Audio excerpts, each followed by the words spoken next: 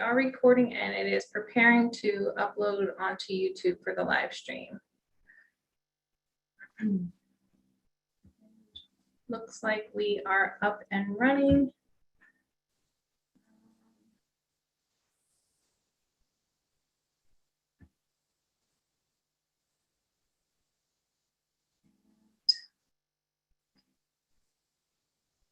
And I have, let's see, we are up to 268 attendees. I am going to do my best to try and find public commenters as you get going, but you're welcome to start as needed. Everything is running the way it needs to. Jen, we're good to go? I believe so far. I don't have a second interpreter, but I don't know who that is, and I can't find them yet, so hopefully they arrive. Okay. If you need help there, just stop and we'll figure it out, okay? Thank you.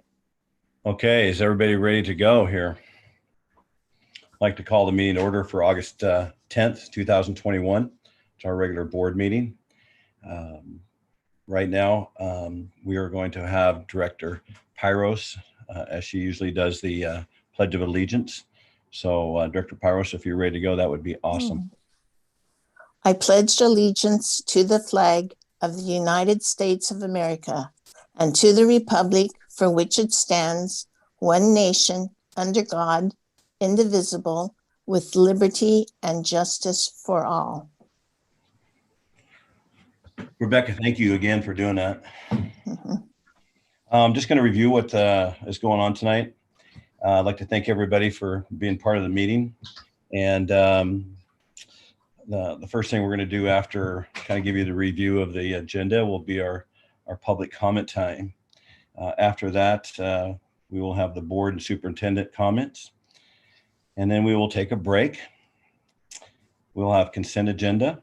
We'll have reports and presentations, our monthly financial from Nikki Fowler, and our Ready School Safe Learners update, including the mask update from Assistant Superintendent Derek Brown. We will go into old business.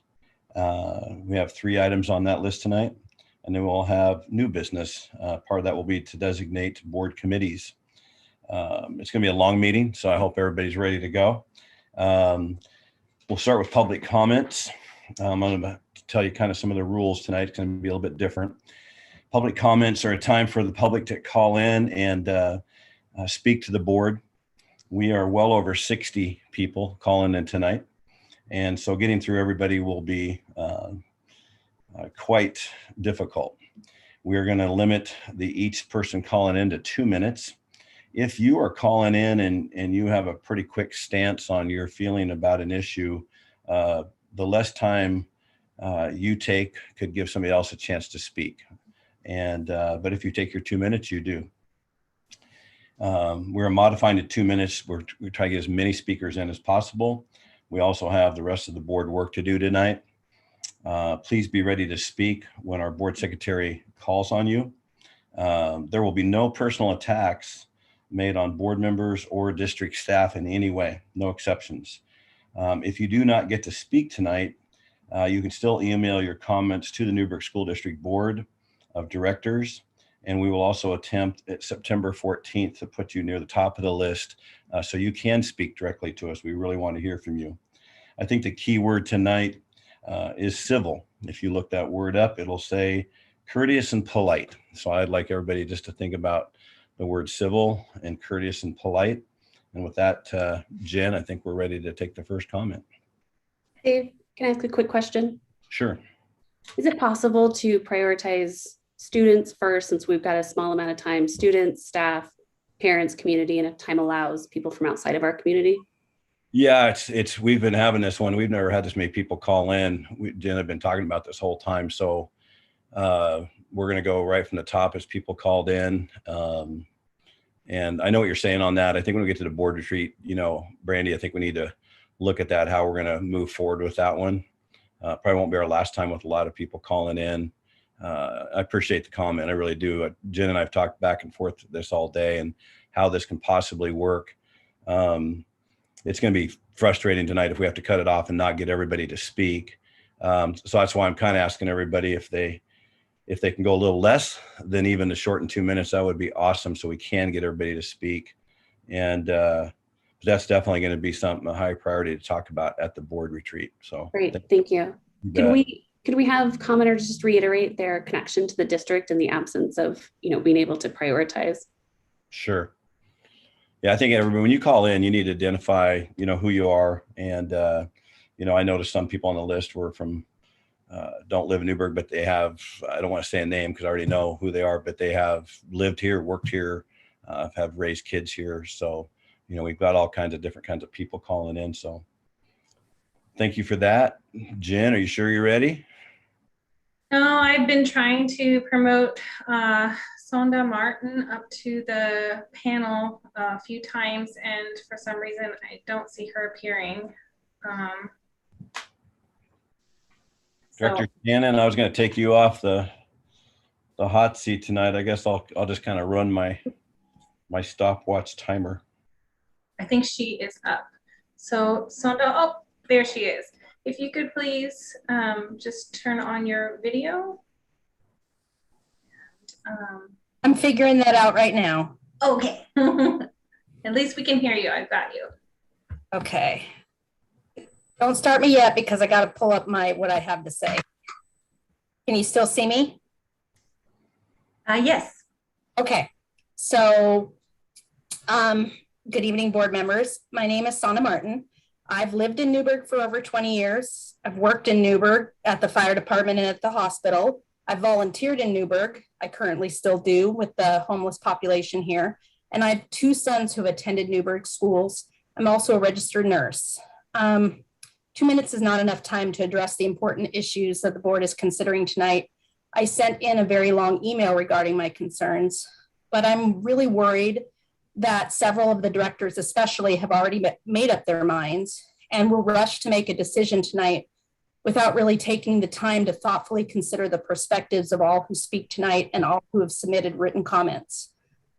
As a property owner in Newberg, I don't want my tax dollars being spent in a way that doesn't actually help all the students. And when you're in the majority, you're already getting a lot of benefit. But when you're in the minority, like our LGBTQ students and our minority students, you're not getting all the benefits that are there. And there's a lot of bullying going on in our schools. I know this. I was a kid. I'm an adult. Anyhow, to this end, I respectfully request that the board table the vote tonight on the anti-racist resolution when it all comes to the all students belong policy, banning all the flags. If you're truly nonpartisan and working for the best interests of all the students, then you're going to need time to listen to all the perspectives and read everything that everybody's sent in. So I'm hoping that we won't rush to a vote tonight and that we really will do the best for all the students. Thank you. Thank you, Sandra. You stayed right under 2 minutes. Appreciate that. Jen, are you ready? I am promoting Ross Davis.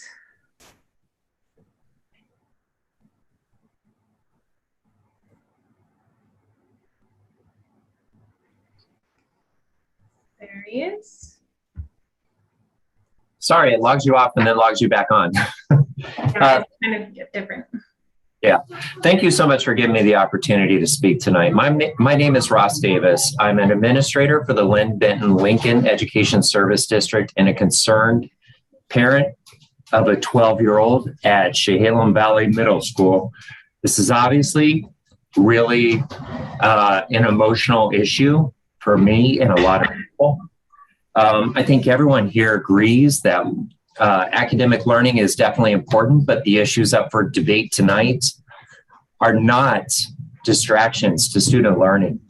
They're an essential component of a supportive learning environment.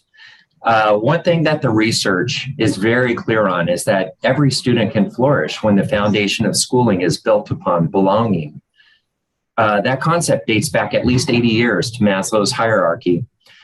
Maslow's work shows that before students can learn, which lies at the very top of the pyramid when we ask students to do, they must have the needs below met, including the need to feel a sense of belonging.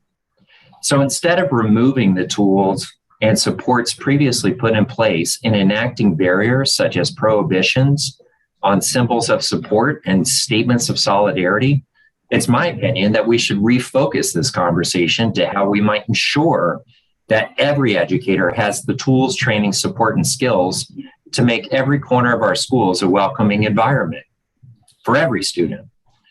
But it's funny to think that we get there by ignoring the needs of our LGBTQ, our Black students and their families.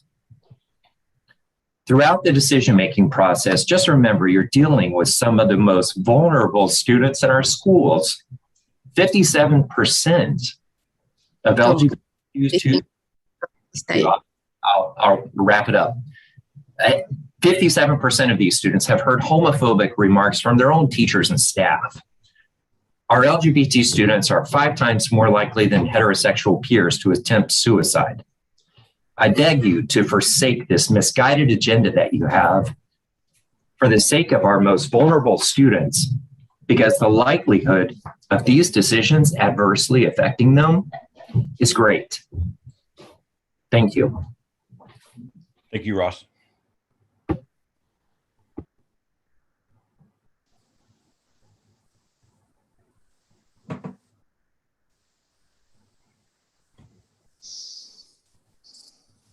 I'm promoting Stacy Dalton to the panel.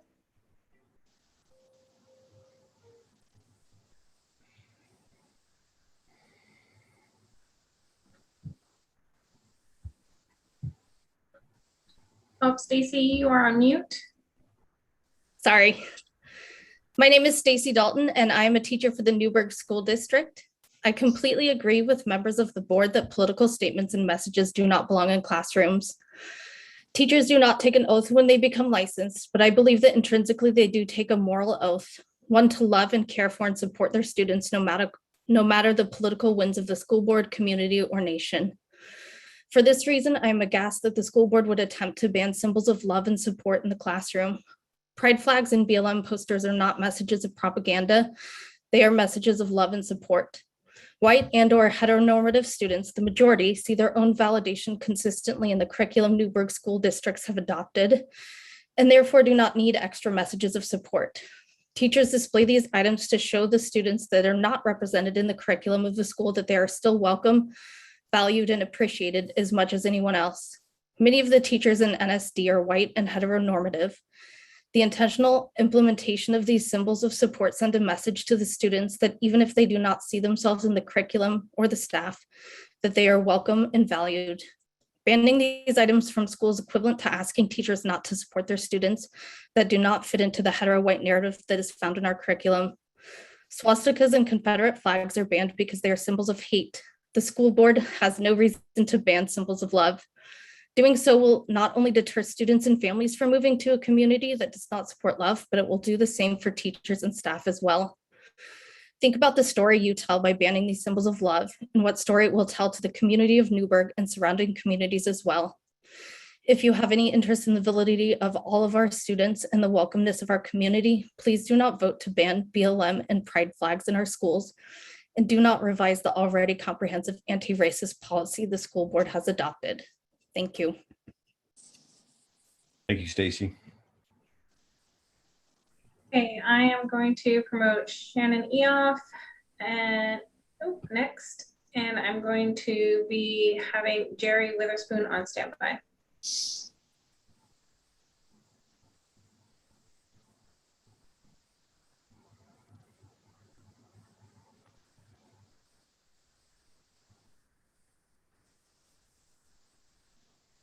Okay, can you hear me? Yes, I can. Okay. Yeah, my name is Shannon Eoff. I am a queer 44-year-old woman, Newberg High class of 95 alumni, have 4 children, 2 white, 2 black, who have attended Newberg schools, and a local business owner until recently. First, pride flag removal. Staff members who display a pride flag show that they are a safety and refuge when queer students feel bullied or unsafe in some way at school or home. Let's encourage inclusion. Secondly, repeal and BLM symbols. When one of my adopted Haitian kids, Frondi, played on a club basketball team, if memory serves, I think Chair Brown was a coach on that team. If there was an anti-racism revolution, as there is right now, and my Black Sons coach both refused to support it and publicly stated that there is not a racism problem, I'd have been as upset as when an opposing player called him the N-word during a public school game. Please be anti-racist. I have gladly taken part in Black Lives Matter protests in Newberg and Portland. To dispel misnomers about BLM participants, I am not a Marxist. I am a capitalist who has financially benefited from capitalism. ACAB is the anti-police slogan, which some use. However, that does not fit my beliefs. My father was a police officer when I was young, and my uncle is a retired SWAT team sergeant and sheriff's detective. I am not anti-police, but acknowledge inherently racist flaws within law enforcement and justice systems. Until they change, I will continue to say Black Lives Matter and hope our schools do as well. Minority students need to know they are safe with staff members. Racism is not just slurs, but a system built to elevate white people. Oregon was founded to be a whites-only state because the founders wanted a white paradise. Until federal law prohibited race discrimination, Yamhill County property titles would commonly prohibit a Black person from purchasing a property when sold. These attitudes prevail in families which have long been here and who have reach and influence.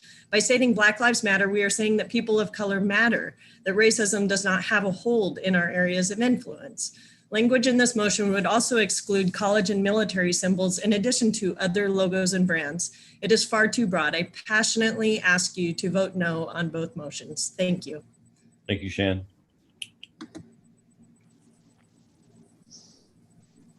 Okay, I am promoting Jerry Witherspoon, and next up will be Adam B. Hi, my name is Jerry Witherspoon. I am a lifelong, well, since 1979, member of the Newberg community, but I recently moved to Lafayette. I'd like to begin by asking the question, what makes a good school board? School board members are elected public officials entrusted with governing a community's public schools. The role of the school board is to ensure that the school district is responsive to the values, beliefs, and priorities of the community as a whole. Members of the school board are accountable to the individual members of the municipality in which they serve. A school board's actions and behavior affect everyone in the community. So it is imperative that school board members are able to back up their decisions and actions with facts and data.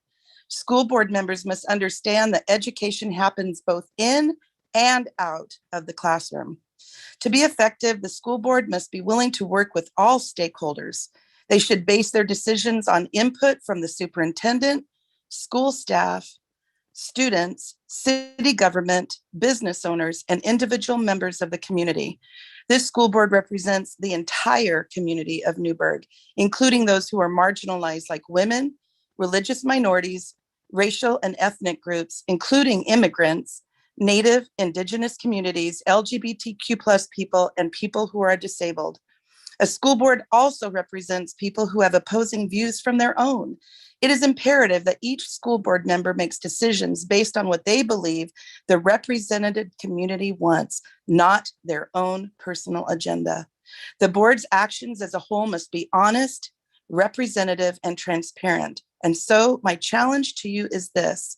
Will each of you be willing to share in essay form the foundation of your values and beliefs, the paradigm from which you base your decisions? It would be helpful for the Newberg community to understand your motives, long-term goals, and aspirations in leadership as your role on the board. In watching these school board meetings for the last several months, it has become obvious that a line has been drawn. And from what I can see, there are two opposing views. I believe each of you would agree that the work of this school board will be hindered until you can find common ground. The best thing the school board can do is to help our community understand fully what motivates each one of you. The citizens of Newberg put you here with integrity. Your time is up. Yeah, we're over by quite a bit there. So thanks, Jerry.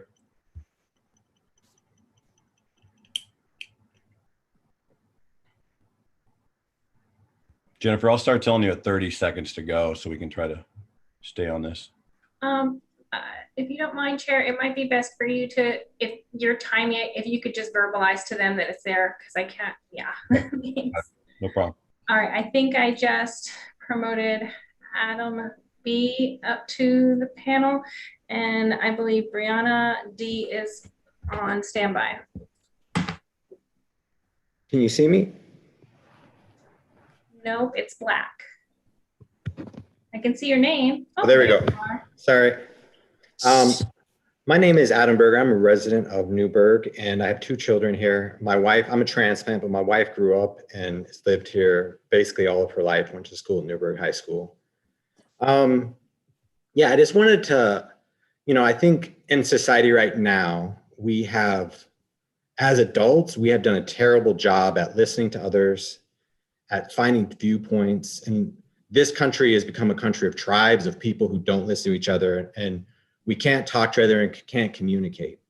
So my concern is, if we take up any point, there's vast differences. Some people view one point as centuries of being minimalized, being pushed to the back, slavery. Other people view it as unfunding police. Other people view it, and my concern is the overarching principle is, do we allow teachers to decide, hey, this is my guiding principle, this is my politics, and I'll teach it in class.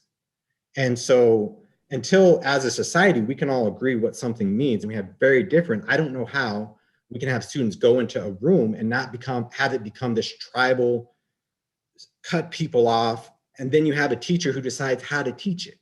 And you have a teacher decide what it represents.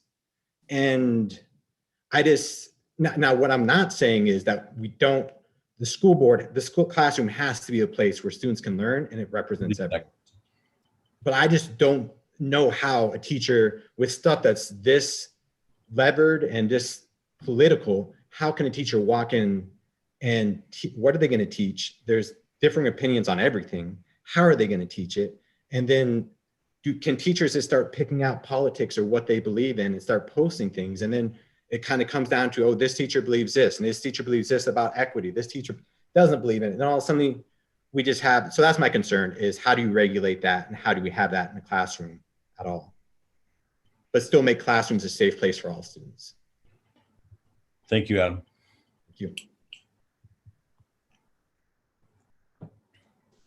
Brianna D is coming up, and we have Raquel Peregrino de Brito on standby.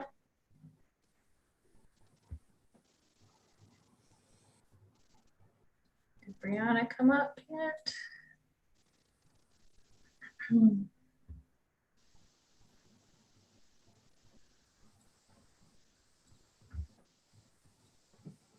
Let's try again.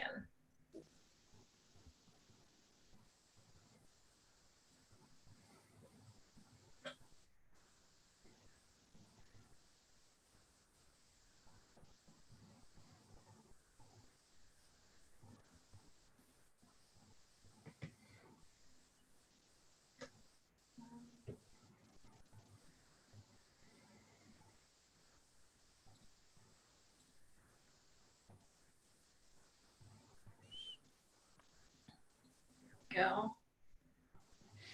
And Brianna, if you could turn on your video. Hi, I didn't submit anything to talk tonight. I just came to listen. So that's really weird that that's in there. Oh, I had your name down here. Okay. Yep. Nope. Thank you. Thank you.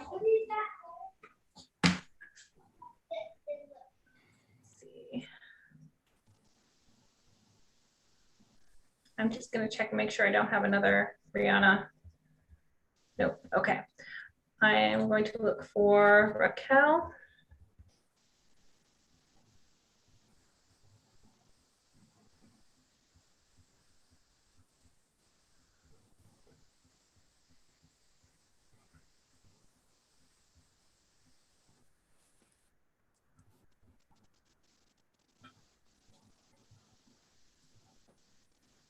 Okay, she should be coming up now.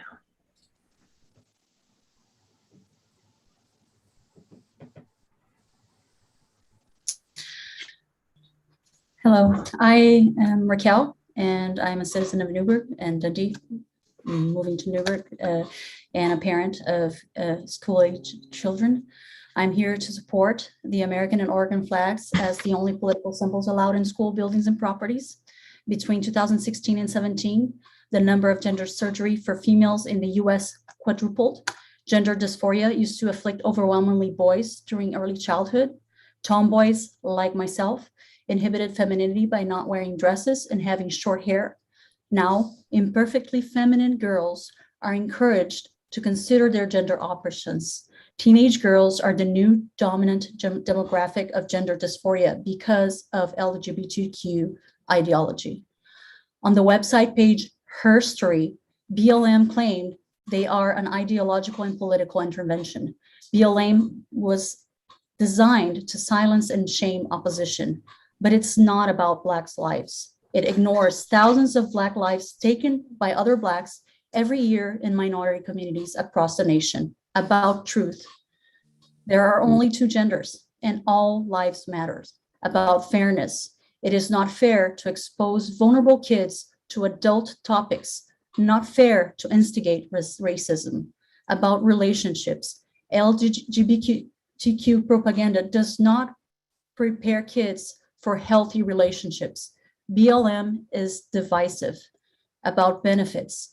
Kids do not benefit from adults imposing their agenda and ideology in the safe space that school is supposed to be.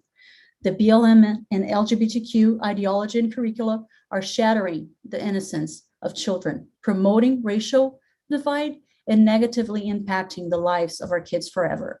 Public schools should be about math, science, reading and writing. The responsibility of teaching values, morals, and about the birds and the bees should be left for parents.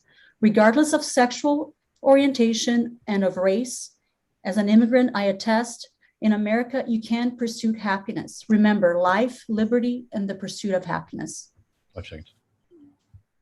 Thank you, Raquel. Okay, next I am looking for Brandon Casey and promoting him now. On standby, we have Joshua Reed.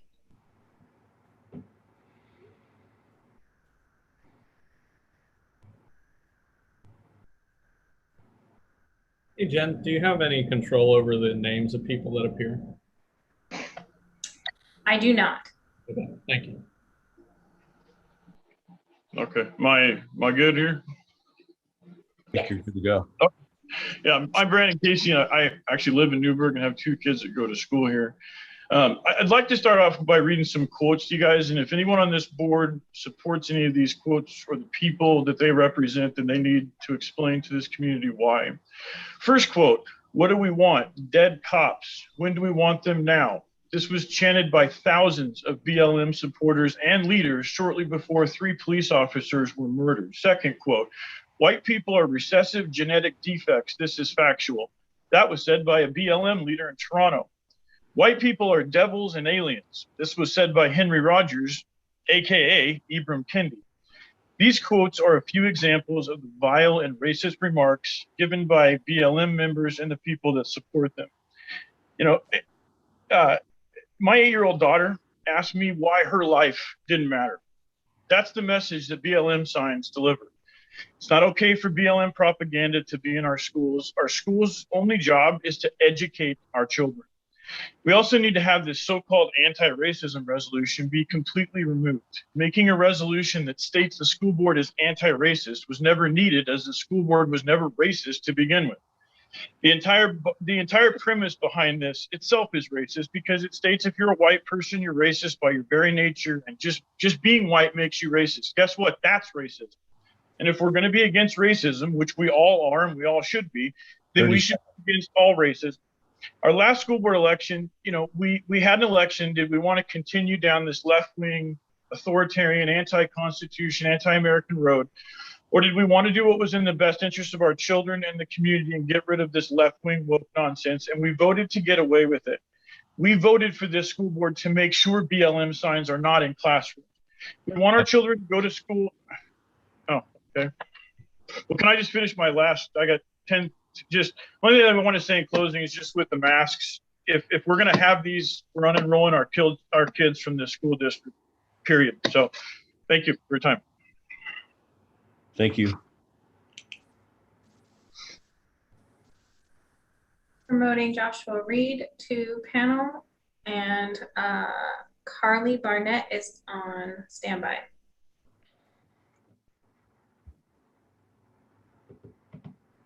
Thank you. My name is Josh Reed. I'm a school counselor in this district and a father to 3 recent NHS graduates. More than 1 out of every 3 Newberg Public School students identify as a student of color or an LGBTQ student. That's more than 1,900 students. Every school counselor in our district has signed on to a letter asking you to vote no for the 3 agenda items initiated by Director Shannon. Students must first have their basic needs met and have a personal sense of safety before they can learn. Hungry or afraid students are not passing all their classes or graduating on time. And these 3 policy changes would undermine our ability to help students feel safe.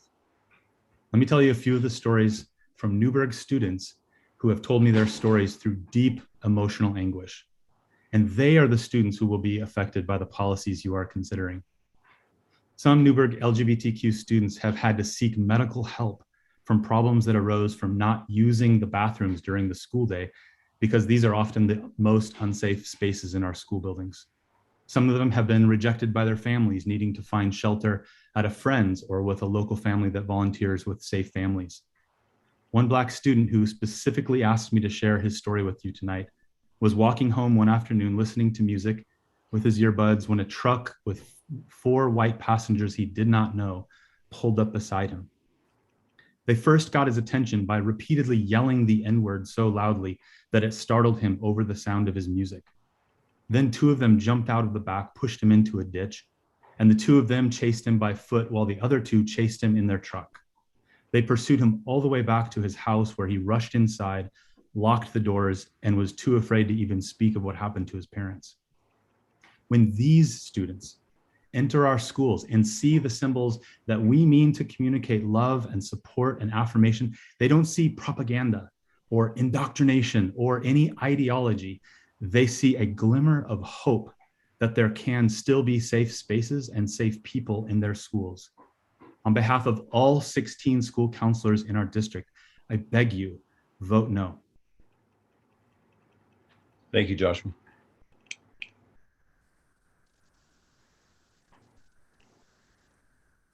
Promoting Carly Barnett, and Lisa Joyce is on standby.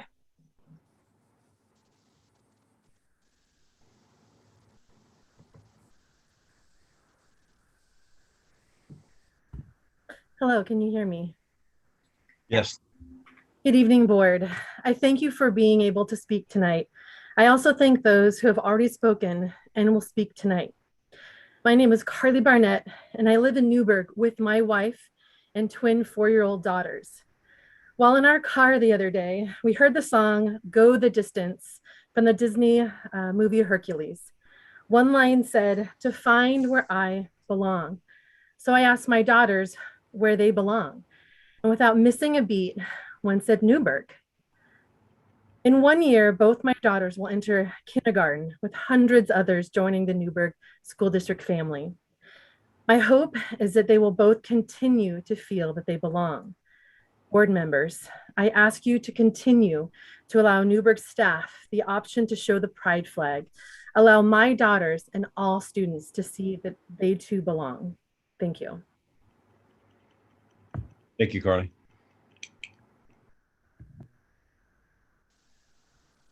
Okay, I'm promoting a Lisa, but I'm not sure if it's Lisa Joyce or not. There's just a first name. Next up will be Caitlin Collins. Lisa, are you the Lisa Joyce that signed up for public comments?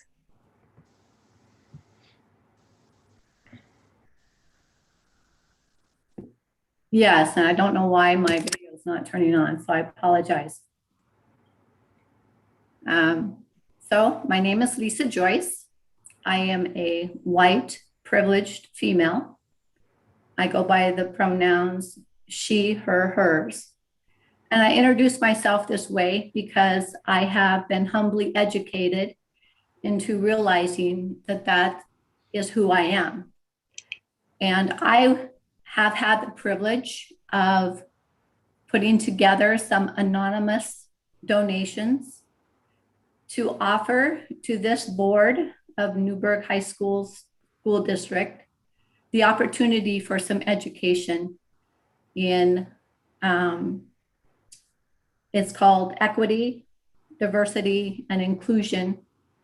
The program that I had the privilege of attending was taking it up. It is one that I would recommend. Chair Brown, if you and the board are willing to accept this donation, I would love for you to assign someone to work with me to determine which program would be best for the board to help them be educated in these things. The other piece of education that I had the privilege of having was actually through my work at Newberg High School. And the program is a documentary by Katie Couric, and I would strongly recommend that at your board retreat on August 24th, that you take the time to watch together as a board Gender Revolution. It is an educational documentary medically, and it has a very wide variety of different people who tell their story and speak their truth.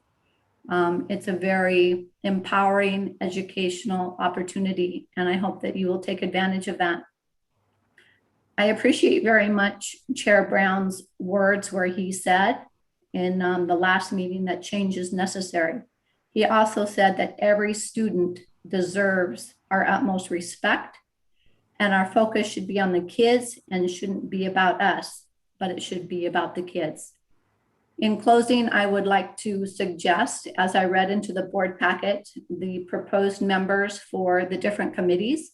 I noticed on the ad hoc equity committee that all three members that were proposed were members that voted towards this removal of these emblems within our buildings. And I would strongly recommend and encourage that you readdress the three members that you've placed there and make sure that you add a member that either voted no or abstained. Thank you for your time. Thanks, Lisa. Okay, up next is Caitlin Collins, and on standby is Tiffany Fulcher.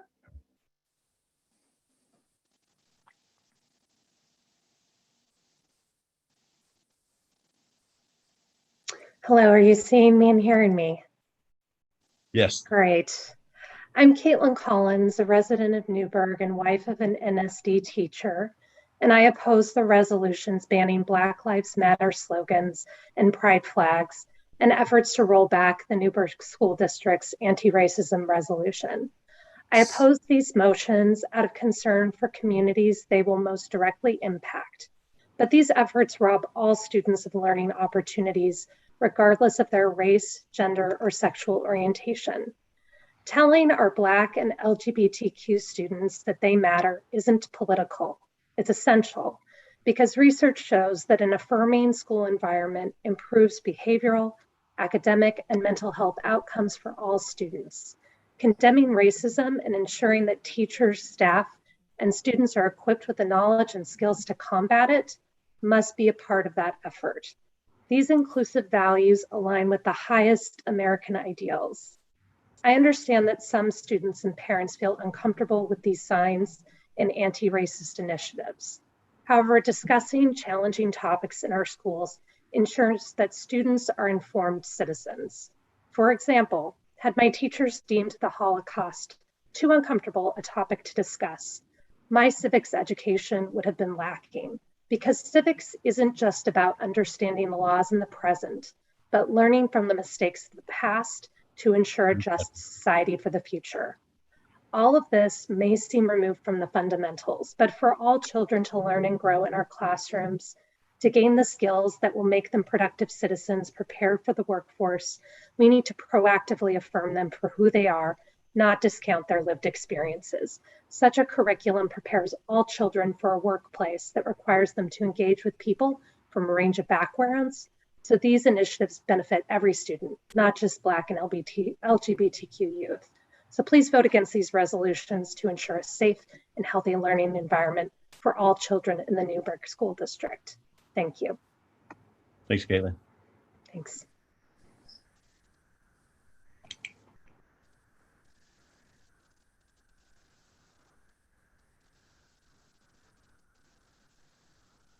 All right. So moving. Okay. Nicole Welling is being promoted, and on standby is Tay Hardmore.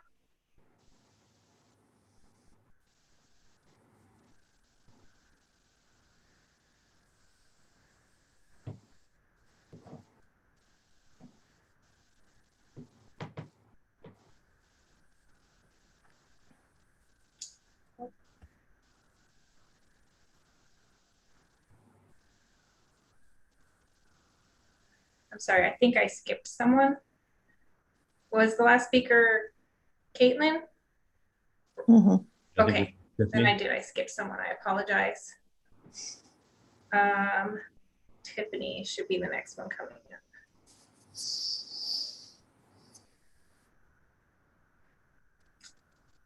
I cannot find Tiffany.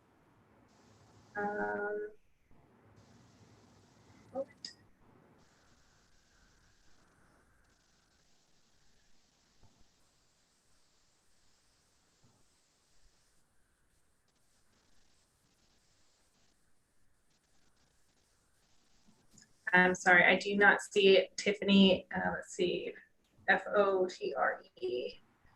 on the list of attendees. So I am going to go to Nicole.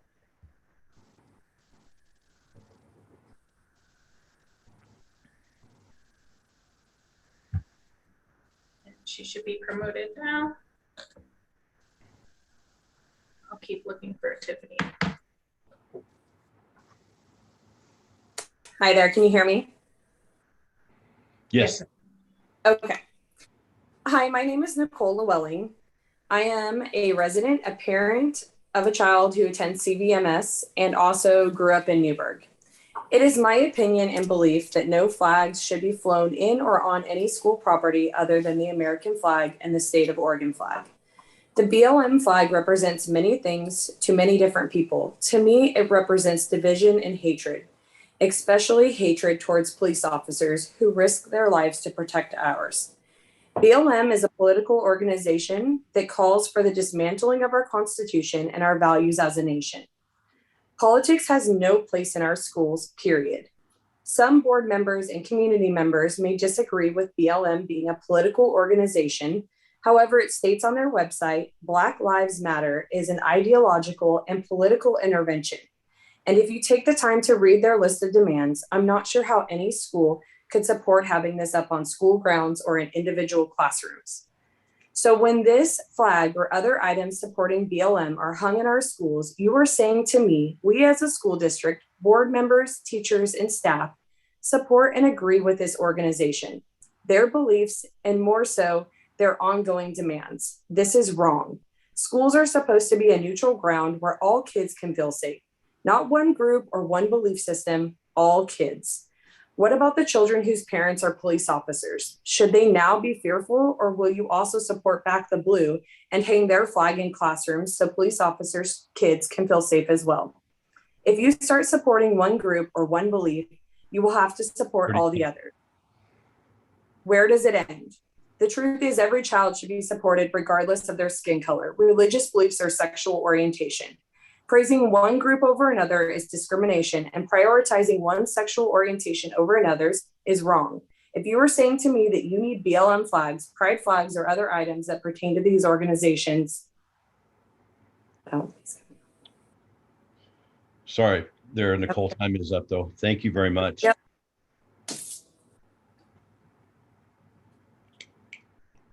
Okay, I do have a Tiffany in the attendee list. I'm going to promote her and see if she is the one who signed up to speak.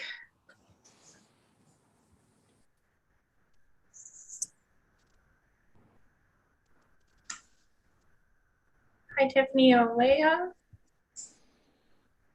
If you could unmute and just let me know if you had intended to speak tonight.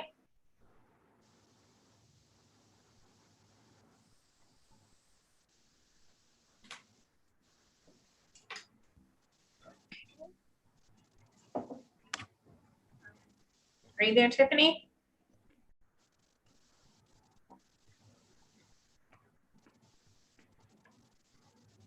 Okay, I'm gonna assume not. I can't hear anything coming from their connection. So we have Tahar Moore next, and on standby is Kristen Stoller.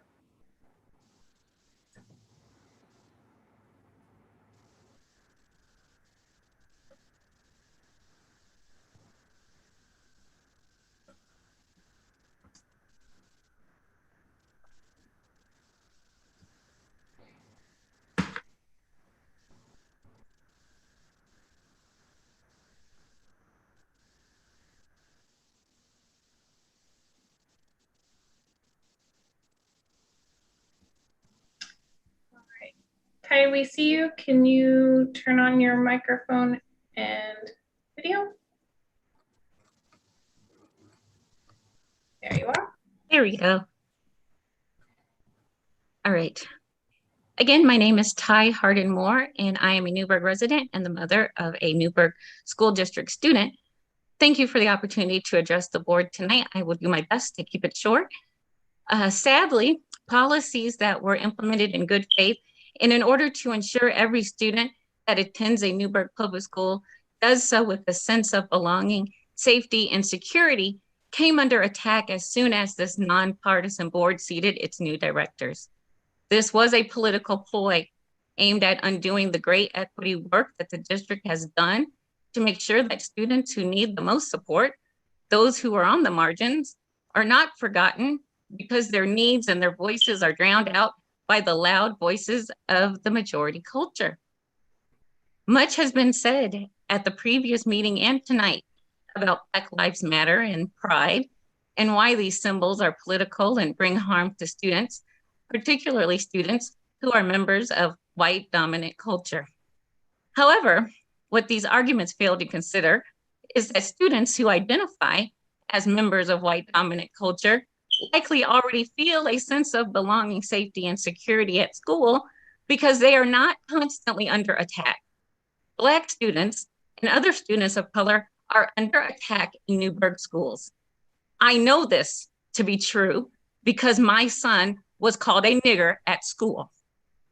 But I also know it to be true because as one of the advisors to the Black Student Union, I had a Black male student share with me that he was called the N-word so much at Newberg High School that he made the request to leave his classes early in order to avoid being called or hearing that word in the hallway. For that student, seeing a Black Lives Matter sign hanging in a classroom helped him identify which teachers were safe for him to talk to, which ones he could go to with this request. Without those signs. We're at our time. Sorry about that, Ty. We're past our time. Thank you. Okay, next I am bringing up Kristen Stoller. And on standby, we have Adam Johnson.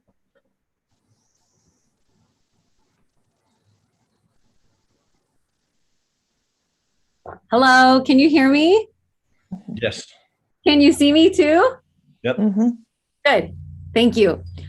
My name is Kristen Stoller. I am the mother of 3 girls in this district. I'm a volunteer, the co-founder of the Community Wellness Collective and the NHS Wellness Center, where we provide free mental health therapy for students, of which approximately a third identify as LGBTQ+. I'm also the co-founder of Wine Country Pride, where we successfully distributed over 350 Progress Pride flags this year alone. The motions at play here feel retaliatory to the success of the progress our community has made. Like you want to fight back against the demonstrations of inclusion and equity we have made in this small, tight-knit community that Newberg is.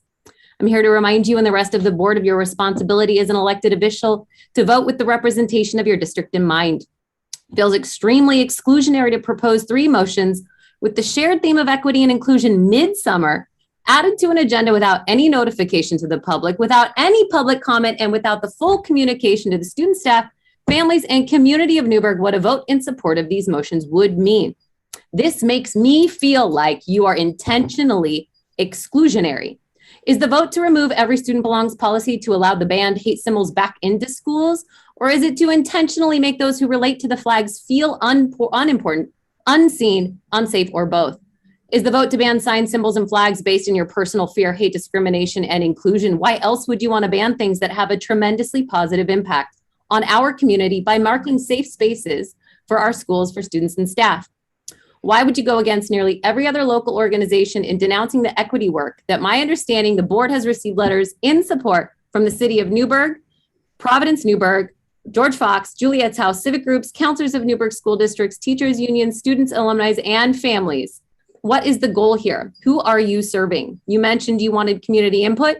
I sure hope that the 3,700 signatures are enough, the letters are enough, the public comments are enough for you to consider at least delaying the vote for tonight to include the voices of this community.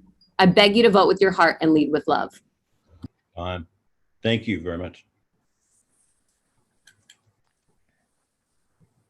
Okay, I am bringing up Adam Johnson. Melody Scott is on standby.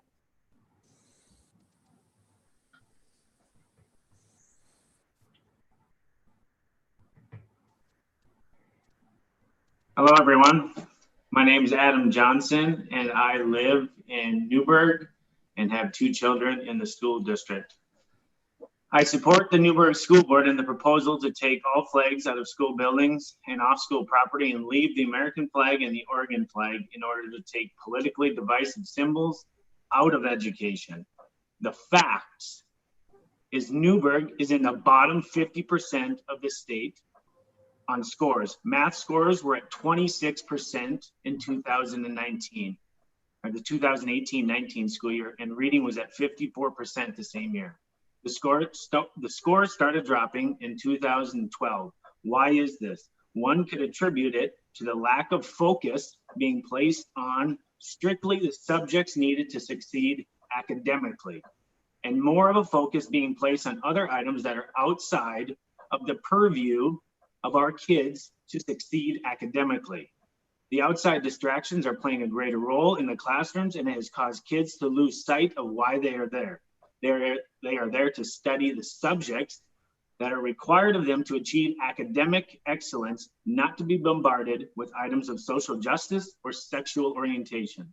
The burden of those items should be falling on the parents outside of the classroom. If they choose to learn about those items, they can do so at a later date in a college sociology class. Parents need to be allowed to play a greater role in the character formation of their children, and schools need to get back to teaching kids education that prospers greater academic excellence.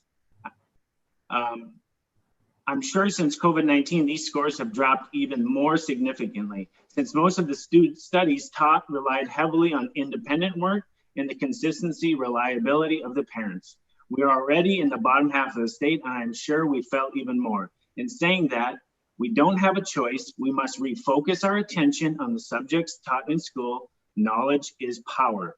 Should our children feel pressure to believe or feel a certain way? Time right there, limit right there, sorry. All right, Thank you. thanks.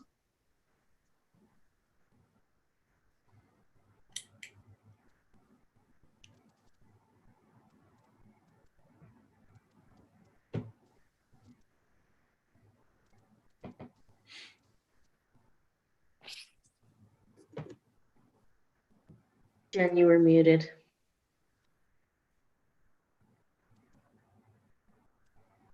Sorry. Can you start? Yeah. Melody and Meryl? Do I start? Do I start? Go ahead. Okay. Hi, my name is Melody and I attend Maple Rush. I'm here to talk about the recent talk of banning pride flags, Black Lives Matter flags, etc. I do not feel like this movement was fair to people of color and in the LGBTQ+. Banning these flags make me feel like I would not feel welcome or safe. And I do not believe this is the right thing to do. It makes me feel like you should be this or you should be that. I think that these flags should not be banned. I I have friends of color and friends who are part of the LGBTQ plus, and they agree with me. As a kid, I think it's unfair to say that kids should not be around in this environment. I see it as an example, like you are not welcome here if you are this. And this frustrates more people than just me. Please take this into consideration. Into consideration. Thank you for your time. Thanks, Melody. Do I?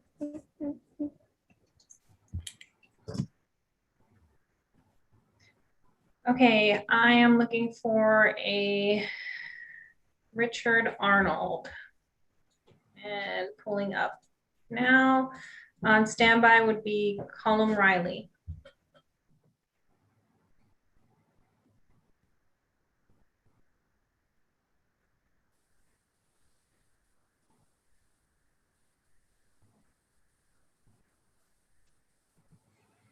Mute on video.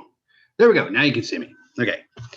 Hi, my name is Richard Arnold. I am a multi-year, well, I don't know, 20-year transplant to Newberg.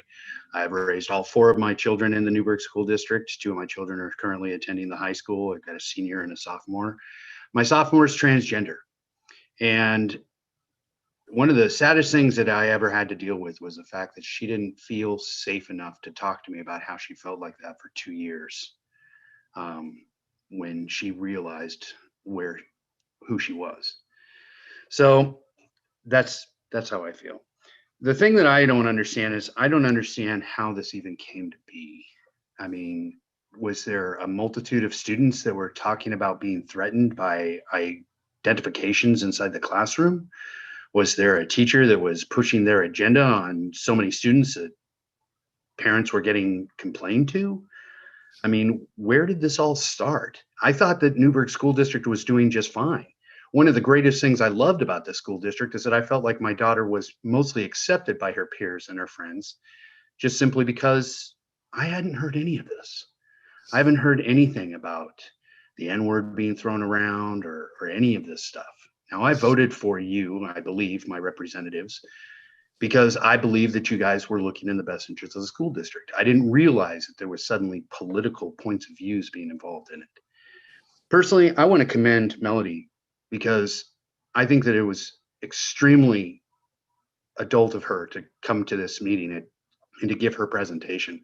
I personally believe that you guys should vote no on this or postpone this in order to allow the students to make their own decisions for their individual schools. Just because, okay. Thank you very much for your time tonight. I appreciate the opportunity to talk in front of you. I know that I haven't been able to change the ideas of people who have already set them up, but for those of you who I hope have been influenced, please vote no or postpone. Thank you. Thank you, Richard. Okay, I am bringing up Colin Riley. On standby is Lydia Schramm.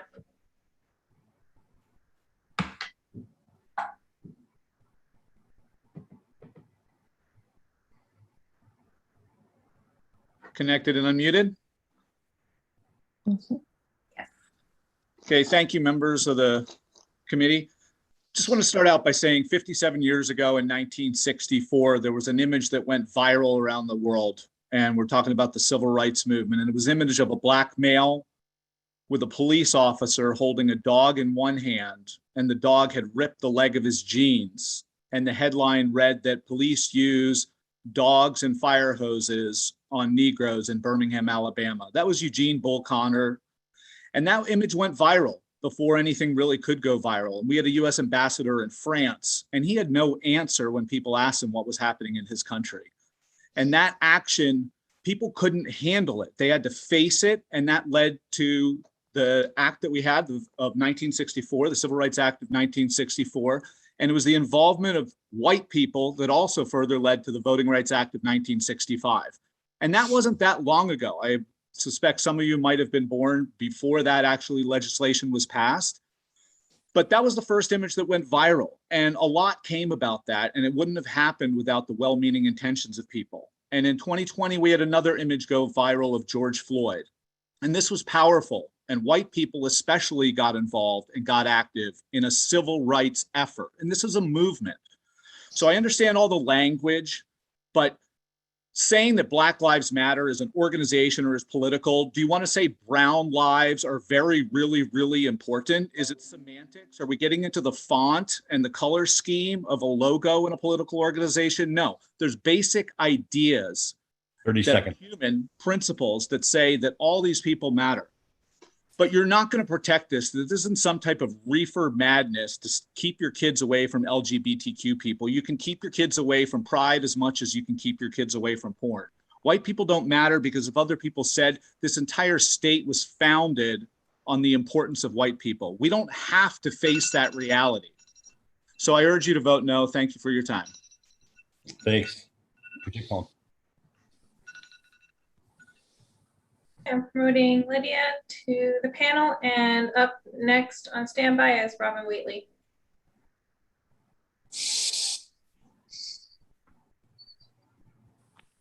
Oops, and then start video. There we go. Oh, look, my daughter is helping me. It was so awesome. Hi, you can hear me okay, yes? Okay. Okay, hi, good evening. My name is Lydia Schramm. I'm a parent of a middle school student in our district, and I am commenting regarding the upcoming vote to remove BLM and pride signs from our schools. Our students, staff, and community need to know they are safe, valid, and valued. Education has for many years gone beyond teaching just the core subjects because educators have long recognized students do their best learning and are most successful when their basic needs are met. In 1943, psychologist, Abraham Maslow published a paper describing a hierarchy of needs and suggested that if our basic needs weren't met, then higher needs such as learning could not be well met. We still use this basic hierarchy of needs today to inform some educational practices. These needs are most often depicted as a pyramid. At the base of the pyramid are the most basic needs such as air, water, rest, food, shelter, and health. Schools today help provide some of those needs with food, water, free healthcare screenings, and most recently adjusted school schedules for later start times for middle and high school students, because we know supporting these basic needs leads to better educational outcomes. The next levels on these pyramids are security, which covers safety, security, stability, and social needs, which covers a sense of belonging and inclusion. These needs too must be met in order for students to be the most successful learners they can be. Data previously shared with the board clearly shows our students have fears and concerns for their safety and feelings of inclusions in the area of bullying, feeling judged, racial discrimination, LGBTQ+ discrimination, and school shootings. These fears clearly fall in the security and social levels of the needs pyramid. You've heard from many students who have told you what comfort it gives them to see symbols of pride and BIPOC support in their schools and community. But it sounds to me what you want to do is take these symbols that have helped some students feel safer and more included, meeting some of their basic needs so they can be more successful learners. Lydia, we're out of time, sorry. All right, I just feel that removing everything but the state flag and the Oregon state flag and the United States flag seems impractical, and I urge you to either postpone or vote no. Thank you. Thank you, Lydia.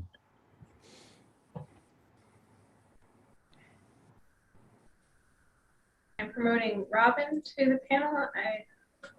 I'm not sure if this is the same one. There's no last name.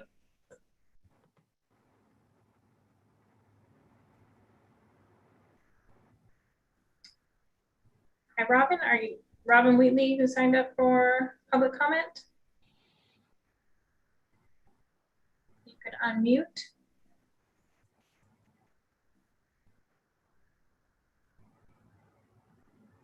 Hi, Robin. Hi. Okay, there we go. Hi, my name is Robin Wheatley. I have two kids in the Newberg schools. I also went to Newberg High School. Today, I want to say I support the school board banning political signs such as BLM and pride flags. These flags, oh my dog, I'm so sorry. These flags are completely unnecessary. There are many rules against racism and discrimination on the books. Racism and discrimination has never been tolerated in our schools. People say they need the signs to feel safe or that a teacher cares. I feel this is a lie and is manipulative.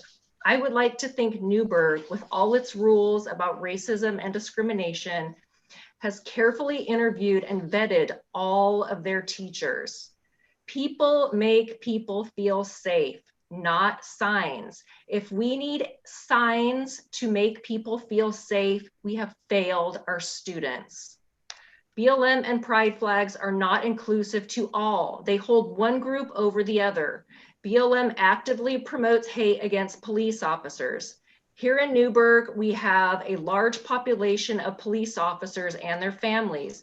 How do police officers' children feel when they see a BLM sign? Not good. You have successfully excluded these children. What happened to inclusivity for all? Police officers are not allowed to speak at public meetings due to policy. They don't have a voice. They serve the community and must remain neutral. Teachers serve the community and should also remain neutral. It is the school district role to educate students, not indoctrinate them with political beliefs. It is a parent's job to educate their kids about politics. Thank you. Thanks, Robin. I'm promoting John Reed to the panel, and on standby is Amber and Taylor Dawson.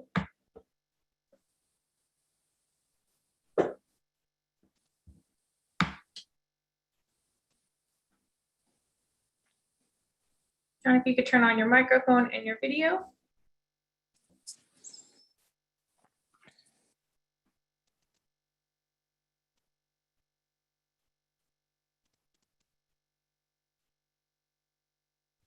There you are. There we go. Good evening.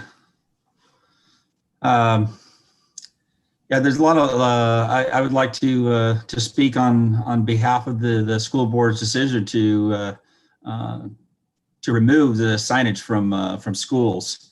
And that doesn't matter what signage that is, other than our state flag and our national flag, whether they be conservative, whether they be of a line of thought.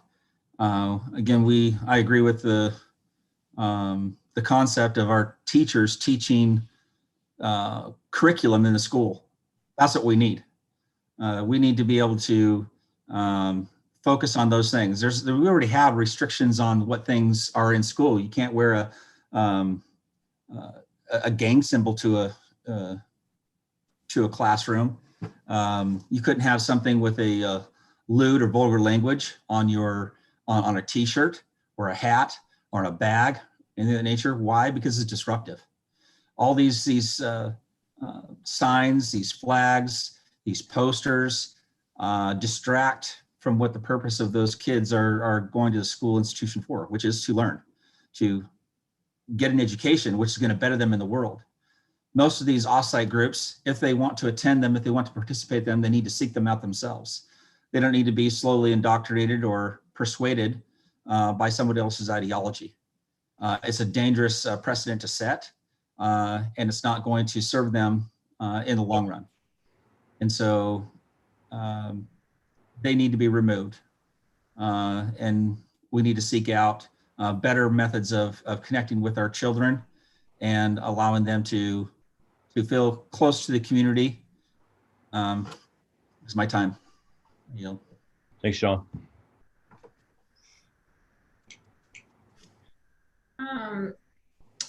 Next up is Amber Dawson, but she is having difficulty with staying on the call. So let me see if I can grab her. Oh, it doesn't look like she's on anymore. Okay, I'm gonna go to Walter Want and see if we can try Amber again later. Let's see.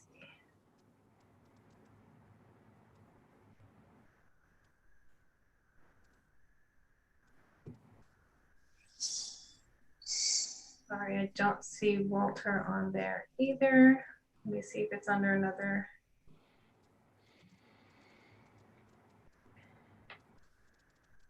Okay, no, I don't see Walter Want either. So let's see. Next would be Ruth Schoenwals. So let me see if I can find Ruth.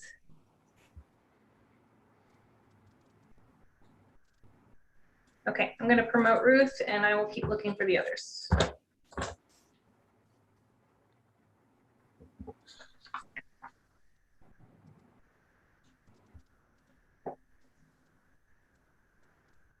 Ruth, if you could turn on your mic and your video.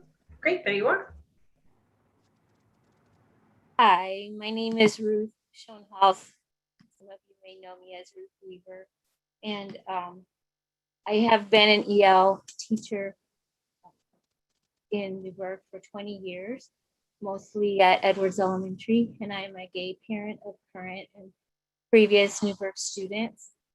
I hope that you will be willing to read and take to heart the things I wrote you in my letter.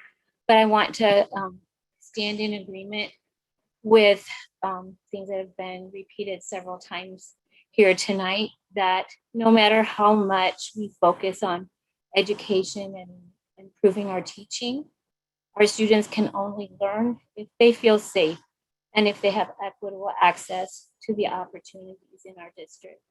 So this is why we show our support visually and why we spell out our commitments and policies. Let's preserve these opportunities that we've set up. And please vote no on the policies being discussed this evening. Thank you. Thank you, Ruth. Okay, I see Amber is back, so I'm going to try and pull her up again.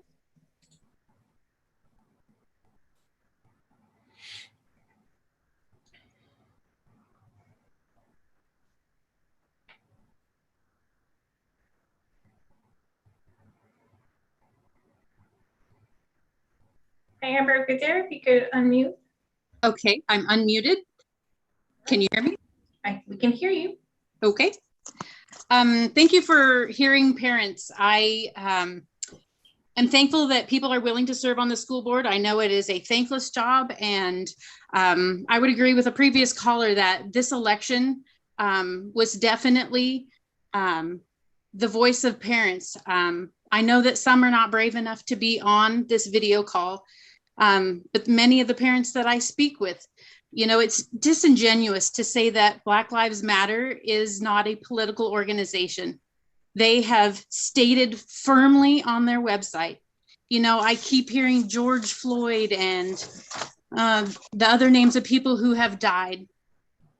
That's true that those are tragic incidents, but seriously, I have a rap sheet right here, 14 charges.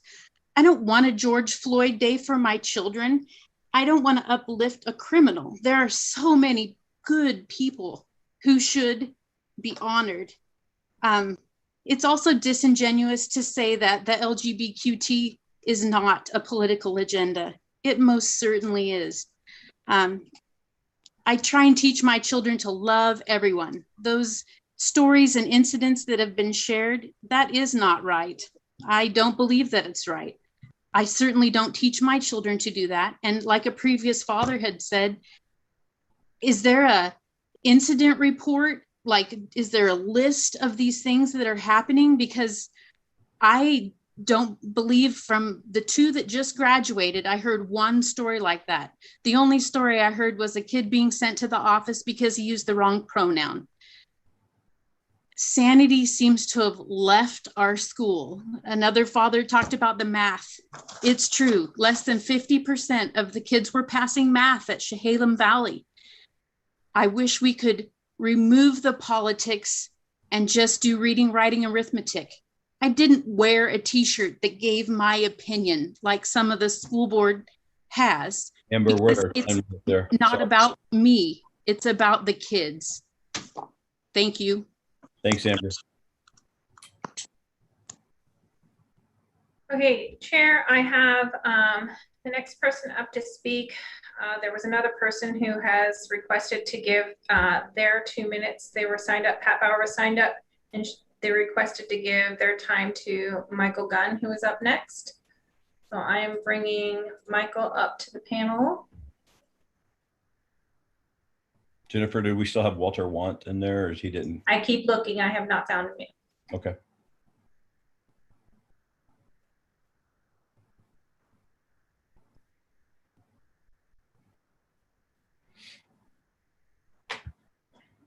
Michael, if you could turn on your microphone and your video, we are ready for you.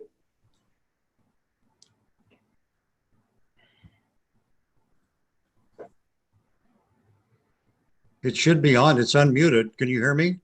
We can now, yes. Can you hear me then? We can hear you. Okay.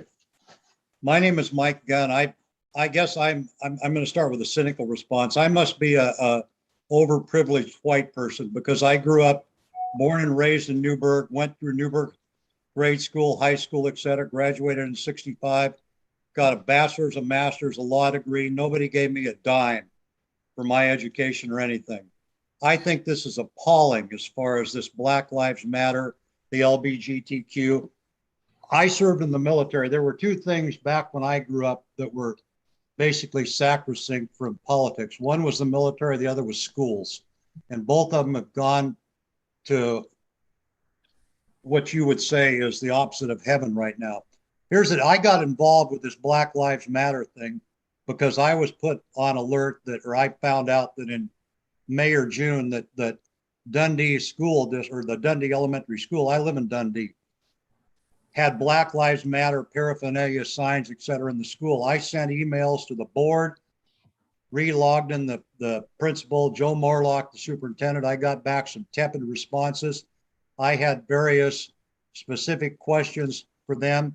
One thing was, I said, don't you understand that Black Lives Matter is a subversive organization founded on Marxist principles? Their response was, well, we don't really, it's not really Black Lives Matter, it's the black color that matters, which I think is disingenuous as anything. Here's the situation. The school district needs to educate these kids reading, writing, arithmetic, and civics. The school district should look at the mission statement, what their mission statement is for kids. It is not to try to hammer home a political left-wing Marxist ideology.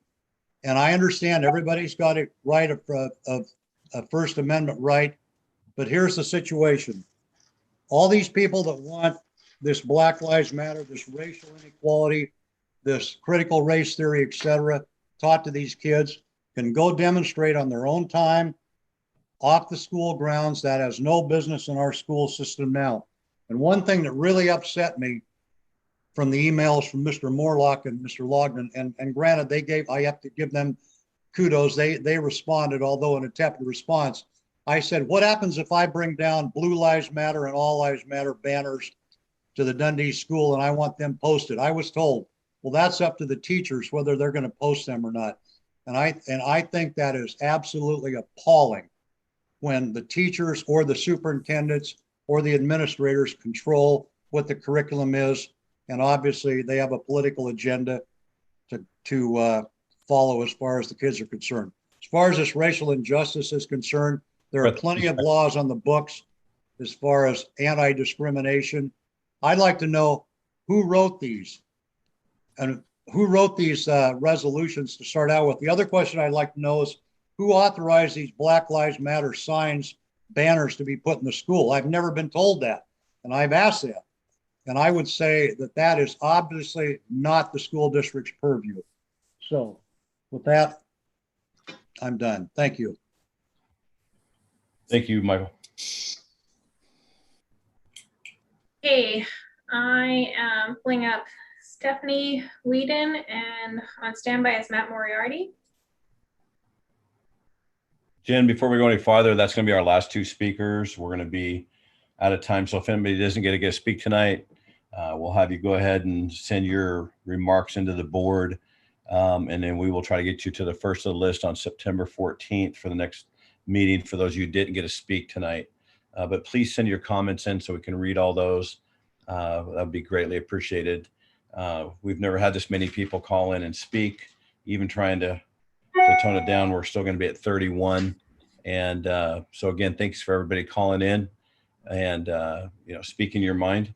And we really appreciate that. But please send in your comments that you were going to make to the Newberg School Board so we can read those. So we'll finish with Stephanie and then Matt. Chair Brown, I have a question. Sure. What was the total number of folks we have heard so far? We're 29 right now. Okay, so you want to stop at 31? Yes. And how many total did we have submit a request? Jen, we're somewhere around 62, aren't we? No, actually, we are more like 90. Oh, there you go. Thank you. So that came in a lot late, didn't it, Jen? So that's a lot of people. That was up until 6 o'clock. Yeah. Sorry, and as about at 4 o'clock, we were about 62 or 63 right there. So we're ready, Jen, for Stephanie. Yes. Okay, thank you. Dear school board members, my name is Stephanie Whedon. I'm a teacher and parent in the Newberg School District.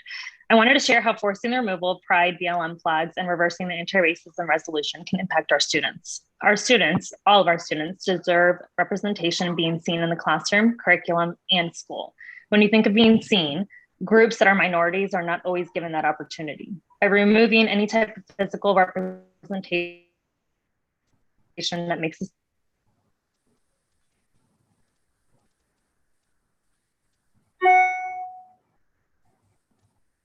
feel giving them less representation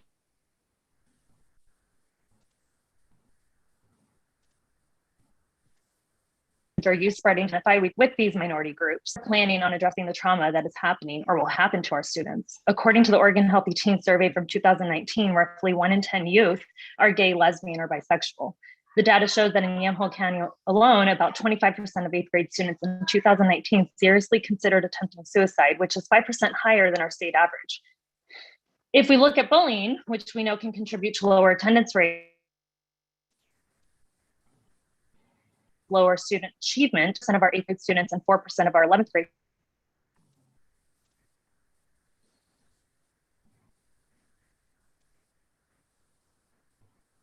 of 8th grade students and 4% of 11th grade students being bullied for their race or ethnic origin. Important thinking at the stat is that these numbers are not declining. What we're doing is not enough. How will removing this resolution and flags support our students who are suffering? How will these actions improve the percentage of students who are being bullied and or considering suicide? I ask the board to think about the message that this is sending to our students of Newberg and how it'll impact the already oppressed. Thank you. Thanks, Stephanie.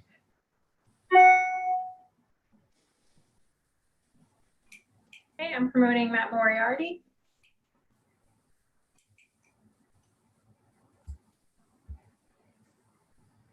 My name is Matt Moriarty, and I'm a parent of one current and one former Newberg student. And I have to say, wow, culture war, culture war, culture war.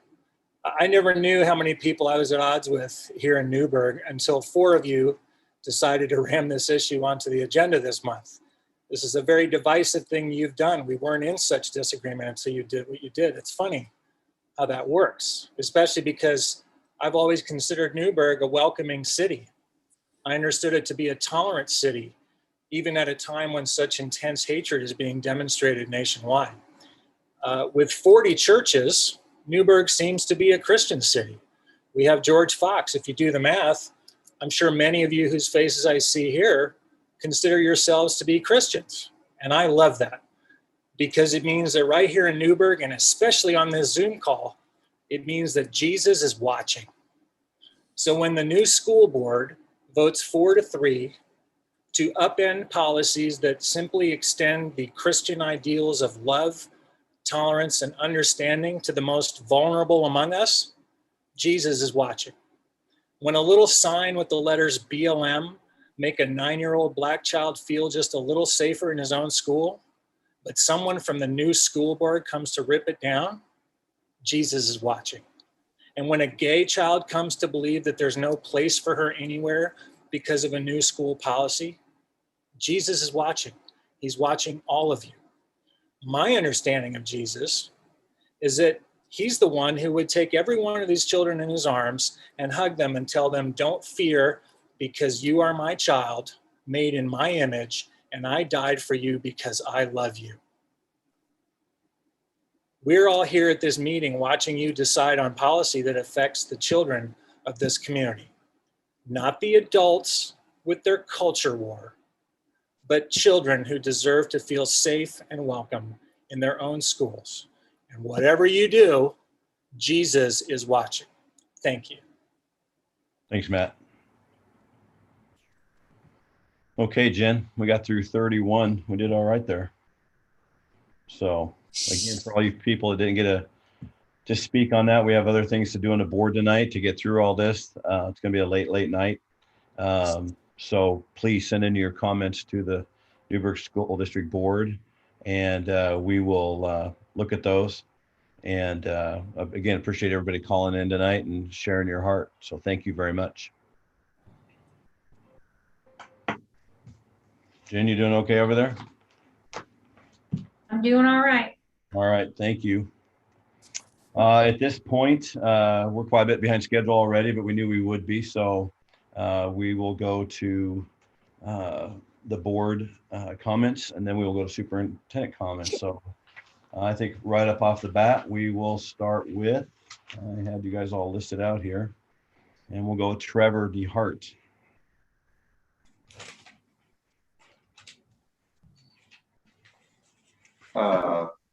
Thanks, Chair Brown. Man, boy, we a lot of passionate people speaking, a lot of emails coming in. So many of them, I haven't been able to get through all of them. We're definitely divided on this issue, and no matter how it turns out, the one thing that's kind of peculiar to me is that kids don't feel safe in our school.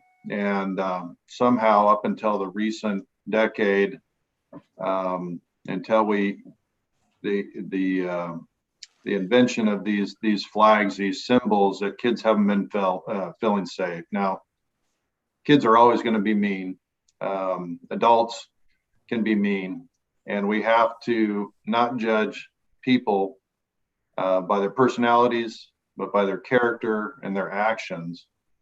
And it sounds to me like we're not doing a good job of addressing bad behavior in the schools, because it sounds like it's pretty pervasive throughout the schools.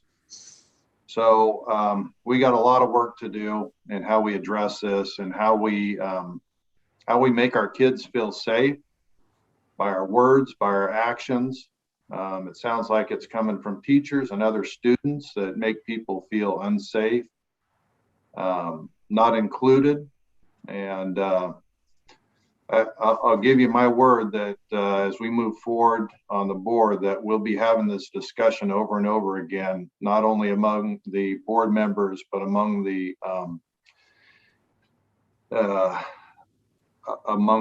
administrators, to see how we can do things different to make sure all these kids feel safe. That I give you my word. Thanks, Chair Brown. Thanks, Trevor. Next up, I'll go to Inez. I was a 7th grader in Miss Micah's class at Mountain View Middle School when a classmate who I was working with on a group project told me, "Shut up, stupid immigrant." It was those words and that moment where my advocacy began. I realized his assumption of me being an immigrant was because of the way I looked. Miss Micah's made me feel seen and heard. For that, I want to thank her and all of the other teachers who have treated me similarly. You know who you are. Miss Micah's valued the contributions I brought to her class and even told me I would be in the news one day. Never did I imagine that I would be on the news across our entire state, associated to the headlines that have come out in the last couple of weeks. I'm embarrassed. The headlines don't represent my values nor what I want for the education offered in our district.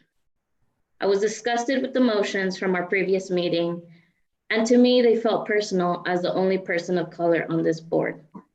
However, I was not surprised. I have been targeted, disrespected, belittled, and hated on before. But this isn't about me. This is about the students in our district. Students, know I support you and will continue fighting for you to have an equitable education, the one you deserve. To me, you matter.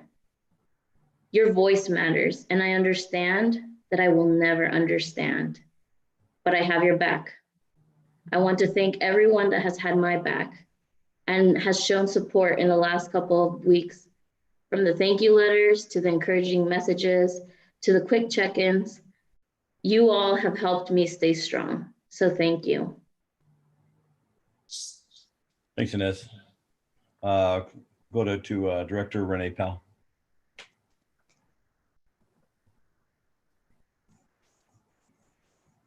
Hi. So some of the main concerns I was hearing from everybody is, the safety, welcoming, accepting, including, non-bullying.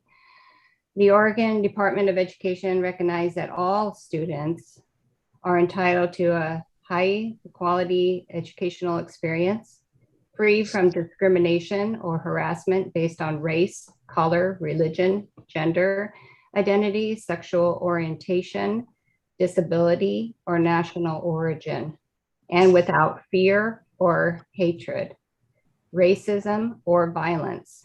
All staff and leaders are also entitled to the same. All students belong. Does Oregon have a state law that prohibits bullying in school? Yes, it is found in the Oregon Revised Statute, Chapter 339, Sections 351 through 364. This also includes cyberbullying.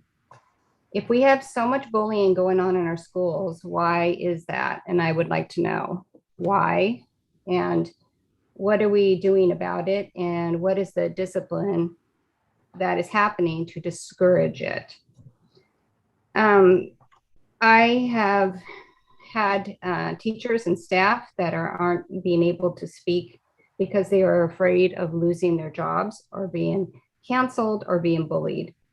I have met with parents privately that have been afraid to speak out for fear that their kids would be even more bullied or their businesses would be attacked. This makes me really sad that these people are afraid to have a voice. A couple shared how their daughter was being bullied for being straight. So they're planning on taking their kid out of the school because of this. As a parent, quote, I want my child to focus on their education while at school, not their sexuality. As a parent, it is my responsibility to have the conversation in regards to the topic, such as sexual orientation, transgenderism, and more with my child. It is not a place for the teachers, principals, or for administrators to do so. And there was more of that coming from other parents that I met with. So another quote was, about having that the flags makes the kids feel comfortable. So what about the kids that don't feel comfortable with these flags? Do they have a voice in this or has say in it? And aren't we supposed to be all welcoming to all children? So I'm sorry, but that is what I've been hearing from the public, that the police officers' children and there's other children's that is offensive to them. On December 8th, 2021 board meeting, Joe said something that I agree with that applies to this situation about how symbols can come across as good or bad depending on who the person is. It may not be your intent, but the impact that symbol and image can have on someone can be viewed and affect people differently. It might not impact you, but it does others. It's about the impact that it has on students. So I'd like to end by reading what an anonymous person in the schools sent me. It says, love your neighbor who doesn't look like you, think like you, love like you, speak like you, pray like you, vote like you, no exceptions. So we need to be, I feel, all welcoming for all students. And that is in our policies that we already have written up for the schools. Thanks, Renee. I'm going to move on to Director Pinner. Thank you, Dave.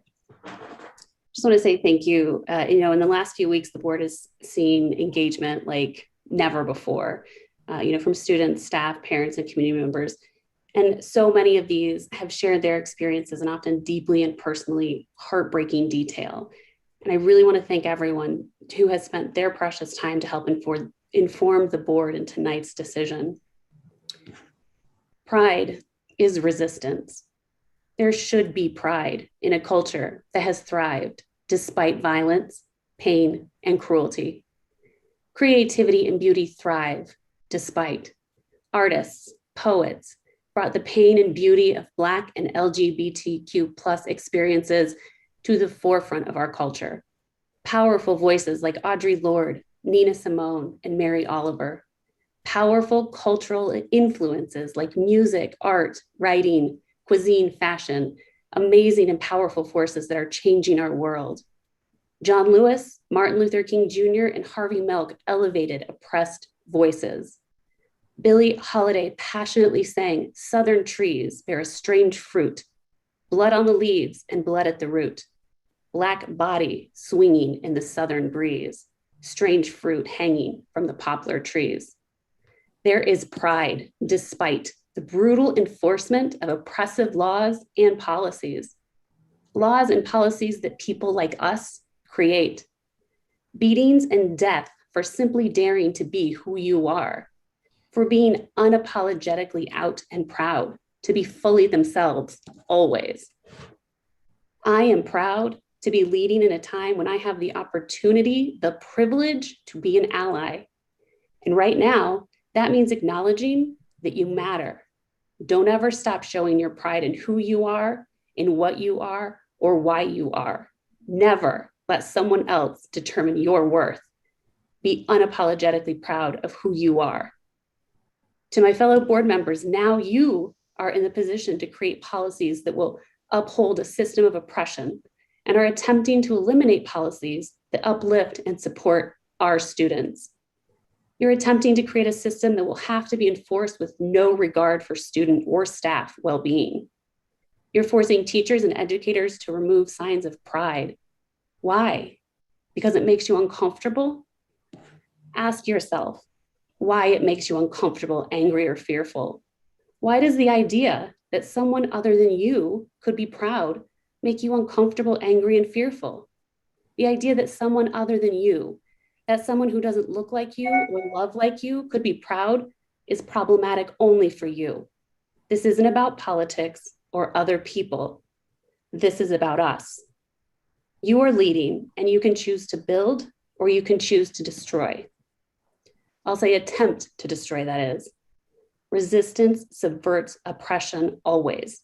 From the Underground Railroad to the Stonewall riots and the already newly designed signs of pride in our community, you cannot oppress pride. What side of history will you be on?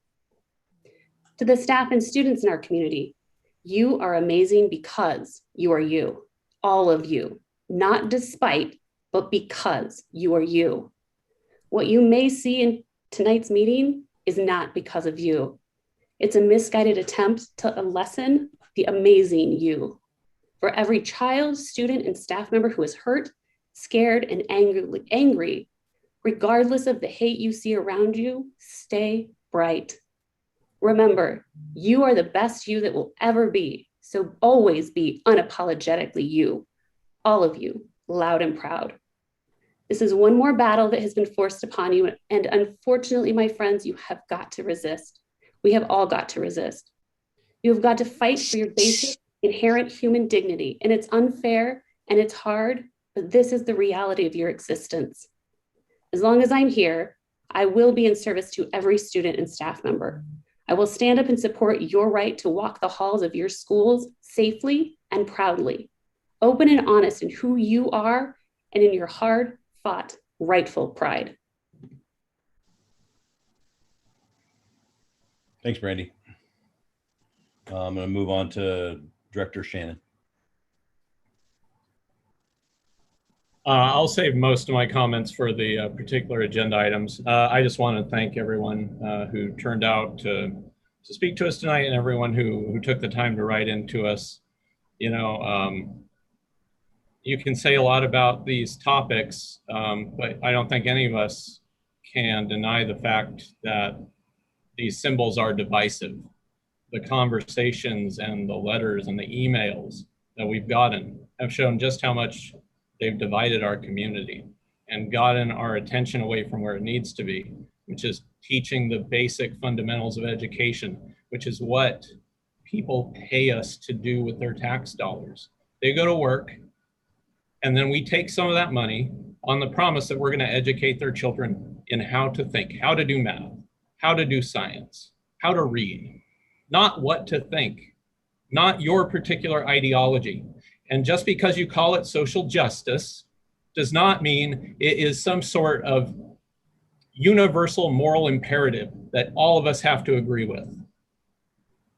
Families are where values come from in America, not the state, not the government. Thank you. Thanks, Brian. Next, we'll go to Rebecca. I wanted to thank the school district for the opportunity to attend the Oregon School Board Association conference this summer. I attended board essentials and board leadership. And being on a school board, I encourage all of my fellow directors to take advantage of the learning experience through OSBA so that we can grow together and learn to work together and be more productive for our students, staff, and community. And I also want to thank all the people who wrote pro and con. I was so touched by the letters from former students to share their hearts, the articulate of Quentin Comas and the valedictorian who shared his story. They put their critical thinking that they learned at Newberg High School to real work. And all the parents, you know, everything I've read for the last 4 days, I've been reading all this. And I do hear both sides. But I also have to say that I talked to a young Black student from Newberg High School, and I asked her if she wanted to, if she could share what these motions make her feel like. And she said, I don't feel like I've been listened to, and I'm afraid to speak before the board again. And that makes me sad that a student does not feel heard by the school board. And like with Renee, we want to hear from everyone. And there is no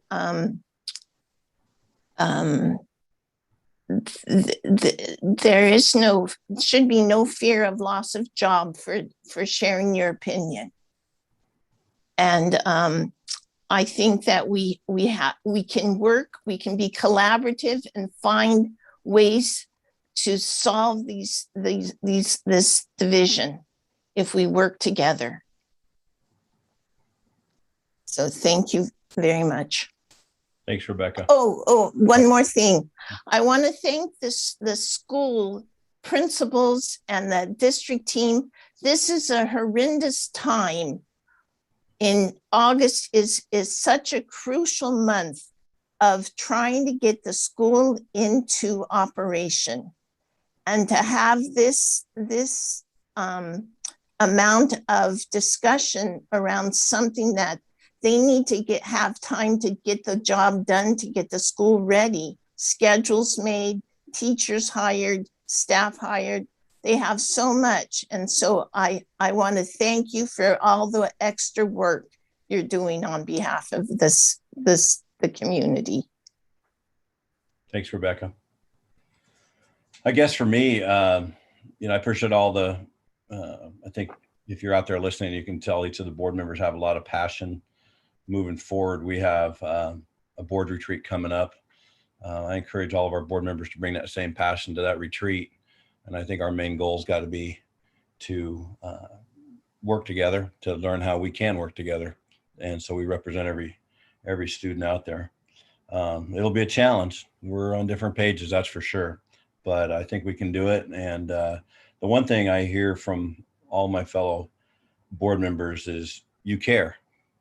You honestly care. I know you do. And I think with that, we at least can have a starting point to where we can start to have more discussions and move forward. I would say after reading, over 500 emails that came into the board, the thing I'm excited about is to see the excitement level in the community of people wanting to engage and to take the time to write your letter, to speak at our board meeting. I think that's awesome that people are starting to step up and say things. Obviously, we're not always agreeing, but at least people are stepping up and saying stuff. I would say after reading all the emails, and I read every single one. And so I appreciate you guys. I remember a year ago that one of the goals of the Black Lives Matter was to cause division. And whether you agree with Black Lives Matter or you don't, we're divided like no other. We're not listening to each other. The words hate, anger, you're wrong are used often. We're grouping people by color and groups. We are a nation that's turned away from our roots. I haven't seen this kind of division since the Vietnam War. And as a country, we have chosen to fix people over listening. We're trying to listen as a board, and then we need to also try to learn how to listen to each other. As a country, I feel like we're bringing a lot of adult and grown-up battles into the classroom. What Rebecca Pyros just said is school's tough. It's tough right now to get started. And we're doing this coming out of COVID. There's nothing easy about what our superintendent has to do to get our school district ready. But I'm going to say this as strong as I can to everybody out there. We've had so much said to people in a strong way, but I'm not a racist. Never have been, never will be. I work with and will always accept those around me, no matter what. I don't care if they're gay. I don't care if they're white or brown or black. I work with everybody. And I will agree with Director DeHart that if we have problems within our schools that people don't feel safe, I think as a board, that has to be our number one thing. I know in emails I read from staff members anonymously that they cannot say their name on that because they have fear. And just like we're talking about our kids, we have fear. This probably sounds a little bit self-serving, but I've spent the last 44 years coaching, 20 years at Newberg High School. And I have never worked differently with somebody because of the color of their skin or who they are. And I know we have great teachers and educational assistants at our schools who want to do the best for our kids. And but for me, I'm not going to accept excuses on the behalf of the school district, the school board, or anybody else. We need to teach work ethic. We need to teach people not to be selfish. We can't lower the bar. We need to raise it for every single kid in our district. We have a great teaching staff here. And I think as a board, that can be my main goal, is every single kid needs to come out of Newberg High School and be ready to go. 3 weeks ago, I got a chance to meet with one of my former players. He's 19 years old. He's a minority, and he never let that get in his way. Now he's making so much money, he wants to take me out to dinner because, Coach, I am doing so well. But he's done it all through hard work and no excuses. He came through Newberg High School, could have went to college, chose to go into the workforce. And he has found a great line of work for himself. Let's don't make excuses for anybody. Martin Luther King did not want us to judge his kids by the color of their skin, but by the content of their heart. I've said this now at about 5 school board meetings. And I think if we all said back, I think we all agree with that. So now we got to figure out a way to put it in practical purposes. So that's my comments. Thanks for everybody making their comments. And now we're on to the superintendent comments with Dr. Joe Morlock. Thank you, Chair Brown. I'll make this short in the interest of time. We have lots to get through tonight for business. I do want to thank our commenters. We had 30, I think, that we put on. I'm a little disappointed we were getting through all 90. I knew that was a large number, but I do think it's important to hear from everyone. You know, we did get lots of emails coming in. Of course, as you mentioned, hundreds and hundreds. I'm glad somebody kept count. I lost track after a while, but do appreciate those. So thanks to everybody who did those. I would like to hear from the other 60 or so who did not speak tonight, because I think everybody should have an opportunity. Speaking of that, we are rumbling toward a September 14 target date. That would be our normal first meeting in September. Moving toward probably will look like a hybrid meeting. We will continue the Zoom access and the live streaming of our meetings during that time. You know, some of that will depend upon room capacity, if there has been some change in mask status generally. But we will, at least for the foreseeable future, make hybrid meetings available so the public has access, whether they're going to be at home or in person. So I want to make sure. I knew I had gotten a few worried comments that when we move back into in person that they wouldn't still be able to connect. So I want to let folks know that that is not true. We will be available both streaming on YouTube if there aren't enough seats, virtual seats, or here, of course, on Zoom. So we'll be able to continue to take comment and to operate that way. And if board members should wish to also attend the meeting remotely, they would be able to do that. So I just wanted to clarify that. I was hopeful that we had a few folks that wondered. So I'm going to stop there, Chair Brown, so we can move along with the rest of the meeting. Thanks, Dr. Joe. We're at that point right now on the schedule. We're going to take a 5-minute break and we'll be back in 5 minutes. So see you guys in 5 minutes.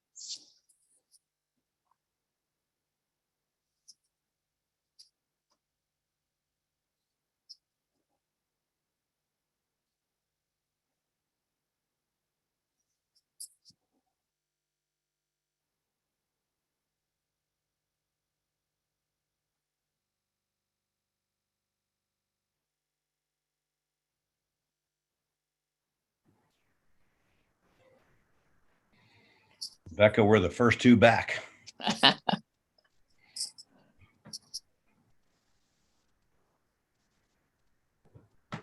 Rebecca, how's Grant doing? Doing good.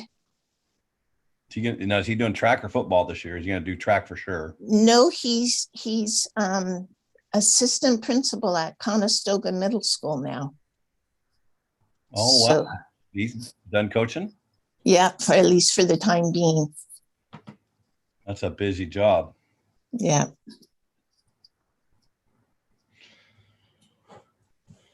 Is Grant 38? He's 34. What? Yeah. No, wait a minute. How did I miss that one? So he wasn't with Paul. He was with Tyler. Yeah. Yeah. Oh, geez, I'm making you older than you're not. Oh, well, I'm going to be 65 soon. Oh, yes, I know. So the day I turned 64, I went outside and I was singing that Beatles song. Yeah.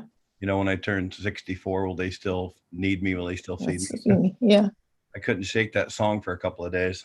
Yeah. Paul will be 38 in November. So we just got to see him and his wife and their little 4-year-old son. Mm-hmm. That little guy can wear you out quick. That's why you have kids when you're young. Oh my goodness. He's worse than 30 high schoolers in the practice. We took him swimming and he just goes and jumps. Mm-hmm. He didn't have his army things on there, you know, the floaty things. Next thing you know, he's going down in the water and I'm like, dude, you can't do that. You don't got your arm thingy bobs going. He goes, oh, I forgot. So yeah. But you can't forget. But he goes, yeah, I'm 4. I guess he gets a chance to forget. Mm-hmm. Mm-hmm.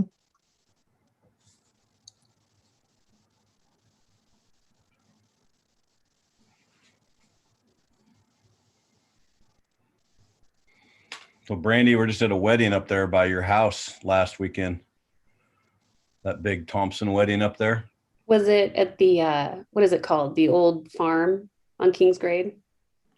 You go up your road, then you turn left down into it. It wasn't very far down that, just real quick. Yeah, it's their own property.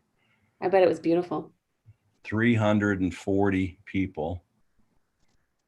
It was crazy big. So I did it with Paul Olmquist, Pastor Paul, and that was we part of the wedding ceremony, but it was fun. They did a great job. But it was right down from your place.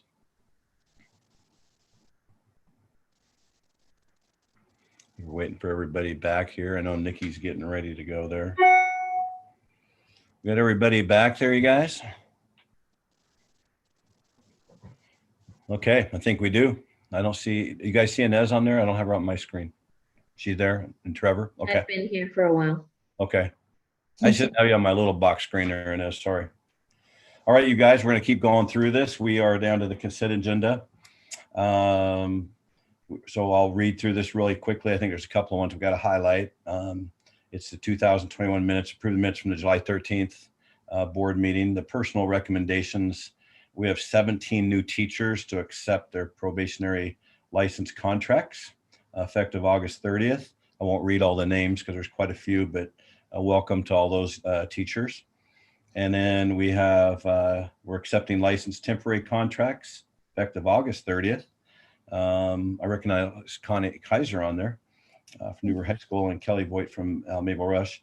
We're accepting a license resignation effective June from Rebecca Boyd, teacher at Mountain View Middle School, English teacher. So Rebecca, we'll miss you. Also resignations from Megan Hewitt, Melissa Love, Matthew McLeod, and Jared Reinhart. We're also accepting a license retirement effective June 19th from Mary Rior, longtime teacher at Ewing Young. And so Mary, congratulations and welcome to retirement time. You deserved it and you did a fabulous job. So thank you on behalf of the board of the Newberg School District. We need more of those kind of teachers out there. So if you're a younger teacher, go find out what Mary did and you'll be awesome. So the recommendation is there to move that to Newberg School District Board of Directors approve the consent agenda as presented. I move that the Newberg School District Board of Directors approve the consent agenda as presented. I second. Raise a hand for yes votes there. Everybody's hands are up, 7-0. Thank you very much for that. Motion passes.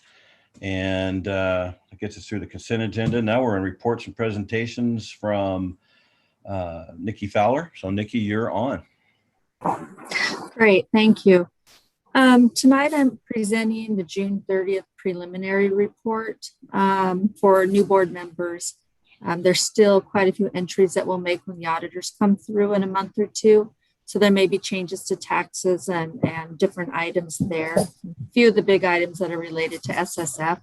So these numbers are truly preliminary. There might be a bit of movement before we're all said and done for the year. And the audit will be complete by the end of December. And that's usually when we really get our final figures for last year that completed June 30th. So at this point, it's looking at about just over 11 million carryover. We do have a chunk of money due back to the state due to taxes and items coming in higher than projected. I have about 740,000 right now. But with that being said, if there are tax adjustments the auditors come in and do when they get here, that number can change a little bit.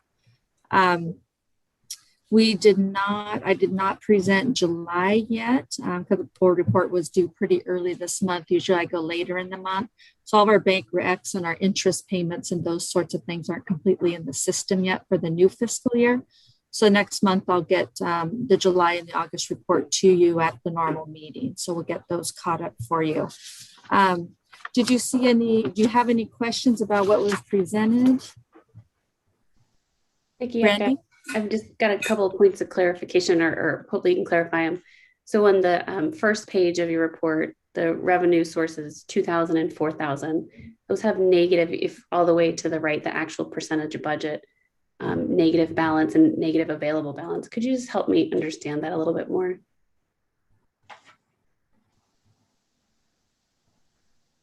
You mean completely to the right where it compares to the prior year? Yeah, where it says available balance and actual percentage of budget. Well, let's see, it's page 23 of the packet. I don't know if that helps. Okay. Well, let's see, I was looking at the, so that's comparing to the prior year. So it's just saying from year to year, that's that much of a difference. Okay. The available projected June 30th, I don't see any in the revenue page. Are you talking the? So the revenue page, they're all well, if they're above budget a little bit in the revenue page. I just realized it's federal and state grants, so maybe that's having an impact. Okay. Yeah, that makes sense. Yeah, that'll be good. Go ahead. No, go ahead. What was that? I was just going to move on to the general fund revenue. I noticed on that page in the far right, that percentage change. Some of them have like error messages.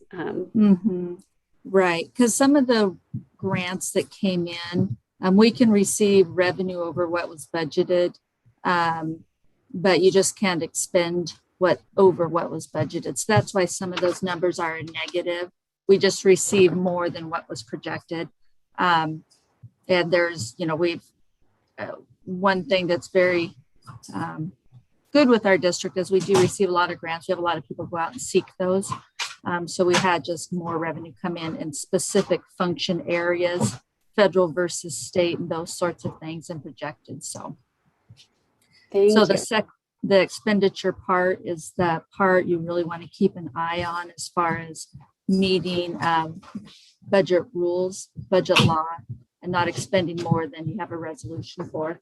Sorry, my dogs decided to play. I don't know if you can hear them, but they're dancing around back here. Were there any more questions? I have a question since, I'm new to all this and this may seem like a dumb question, but what is the local sources under revenues? Where's that money coming from, or what is that? On the general fund one, or? Yeah, on page 23. Is that just, they're just all the grants? Local sources can be, say, county, or they can be private grants. There anything that's just kind of a miscellaneous grant that doesn't funnel through us via the county or via the state or feds. So they could be Austin Family Foundation, they could be other small organizations that somebody reaches out to and receives a grant from. Okay, great, thanks. Mm-hmm. Any other questions?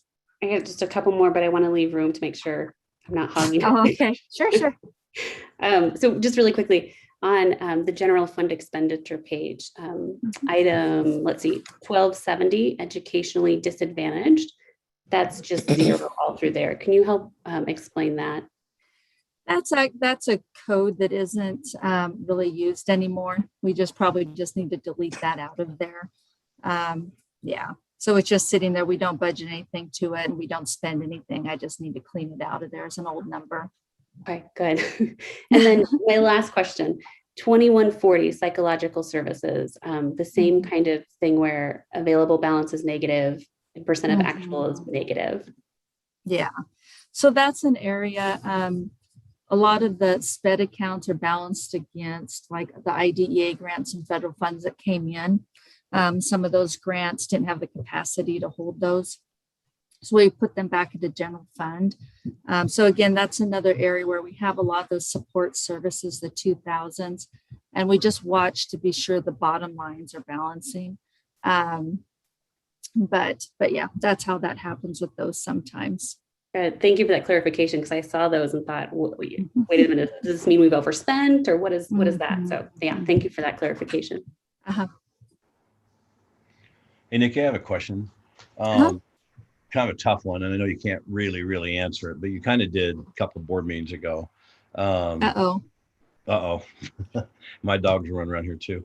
I think the mask thing, I know Dr. Derek talk about that. If we end up taking hits on amount of kids, I mean, where are we at comfortably where we can, I know we're doing pretty darn well in that ending fund balance. So is there a point where the next amount of kids where we're, it starts well, where I budgeted this year, I should say we, because it's a joint venture, we talk about all the numbers in the ADM when we build that budget. We were down about 400 kids. When I budgeted about 150 returning, which I feel like is probably a safe number. So I'm thinking we would come back in higher than that.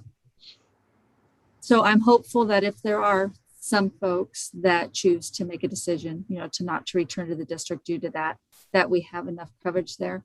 But I don't know. I don't know what those numbers will be. It would be a complete total shot in the dark for me to guesstimate that. But as it is now with the budget going into our current budget, we would really want to watch that number because we intend to spend the majority, spend as budgeted. I don't expect us to be really ahead of the game and be gaining a lot on the ending fund balance into this year. So we'll really want to watch that number. Okay. When will we know what the actual enrollment number is? What the actual number is for students? Yeah. We'd be into the school year. I forget, is it 2 weeks in that we do that official count? October 1 is our official date. Yeah, that's the ADM official count. I thought we did another count before that, but that's our first number that goes to the state for the collection. We start counting students the first day of school for the first couple of weeks before we have to do an official report to ODE.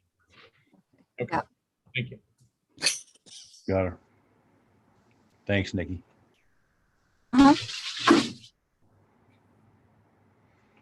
Anything else? As usual, you're helping us catch up on our time. So we try to be efficient. See you, Dr. Great, thanks. So thank you very much. She always does great. So we're item B, Ready School Safe Learners Update, including masks from Assistant Superintendent, Dr. Derek Brown.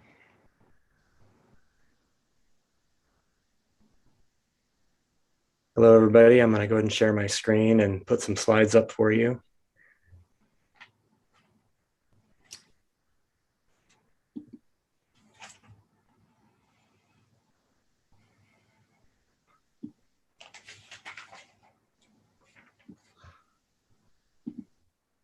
Is that working? Yes. Okay, great. Thanks. Okay, thanks for the time tonight. I'm Derek Brown. I'm the Assistant Superintendent for the Newberg School District and wanted to give you an update on our reopening plans. Most of this will focus on recent guidance that we've received around masks, although I will talk a little bit about some changes to quarantine rules, and we'll try to share a little bit more information about some of the things we have planned around mental health support for students and staff. There we go. Okay, so just starting off here, some of this will be review for everybody. Governor Brown directed ODE and OHA to create a rule requiring face coverings and masks indoors for all K-12 schools back at the end of July. That included both public and private. And that guidance was consistent with what Washington and California are also doing. We've seen a significant increase in COVID cases and hospitalizations, primarily driven by the Delta variant, which currently is making up about 80% of the cases in Oregon. We know that Delta has been substantially more impactful, at least in terms of transmissibility. We don't know yet scientifically if it is more severe, but we know that we've seen an increase in hospitalizations. The guidance that we continue to receive and believe is true is that universal and correct use of face coverings will keep students in-person learning by reducing infections and quarantines. The guidance we've received is that all individuals in schools must wear masks, including staff, students, contractors, visitors, and so on, at school during regular hours, or when they're engaged in activities like field trips or other off-campus kinds of events during school hours, or at school engaged in educational activities outside of regular school time. Of course, face shields can be worn as an alternative for folks that cannot wear a mask for medical reasons. There are some exceptions to when people will be required to wear masks listed here. I'll read through them very quickly for you. Actively eating or drinking, sleeping, playing a musical instrument which requires the use of their mouth, engaged in a sport during physical education class, such as swimming or other water sports, and so on, or a sport where a mask would be hazardous. Alone in a private office enclosed by walls on all sides with a door, or under the age of 2. Of course, there have been lots and lots of questions about this rule and how that's going to roll out. So the first one is the rule for the full 21-22 school year. And the guidance that we received there is that no, the goal is to get back to local decision-making on this. ODE, I'm sure, as well as OHA and ODE will be monitoring statistics on the virus, getting feedback from schools, and making informed decisions moving forward. But the goal is to not require masks for the full school year. Are masks required for indoor sports? No, this is a local decision. These would be considered non-educational activities. So those non-educational before and after school programs are voluntary with regards to the use of masks, unlike school and other required educational programs before and after school. Are masks required at the district office or other non-school sites? What about board meetings? No, again, these are local decisions, and I've listed where it's required. I will say we sent out guidance today to let folks know that at the district office, consistent with our schools, we are requiring masks. But again, those are going to be local decisions. There has been some communication about potential penalties for schools and districts that may be in violation. And so what we've heard currently is that we may be subject to $500 per day per incident for violating mask rules. OHA has the authority to take additional action. Not exactly sure what that would look like, but they can do that. Licensed educators, that means administrators, teachers, counselors, anybody who works with a license in our school settings who does not comply with the mask rule could face additional penalties, which include probably most significantly the loss of their license. And school board members who vote to violate the rule can also be personally named in lawsuits for damage or neglect should they vote to violate the mask rule and students or staff become ill.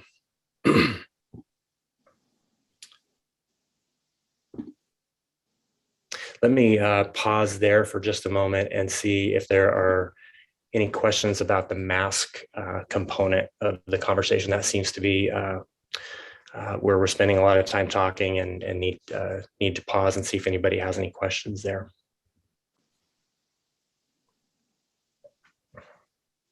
Go back one slide. I hope so.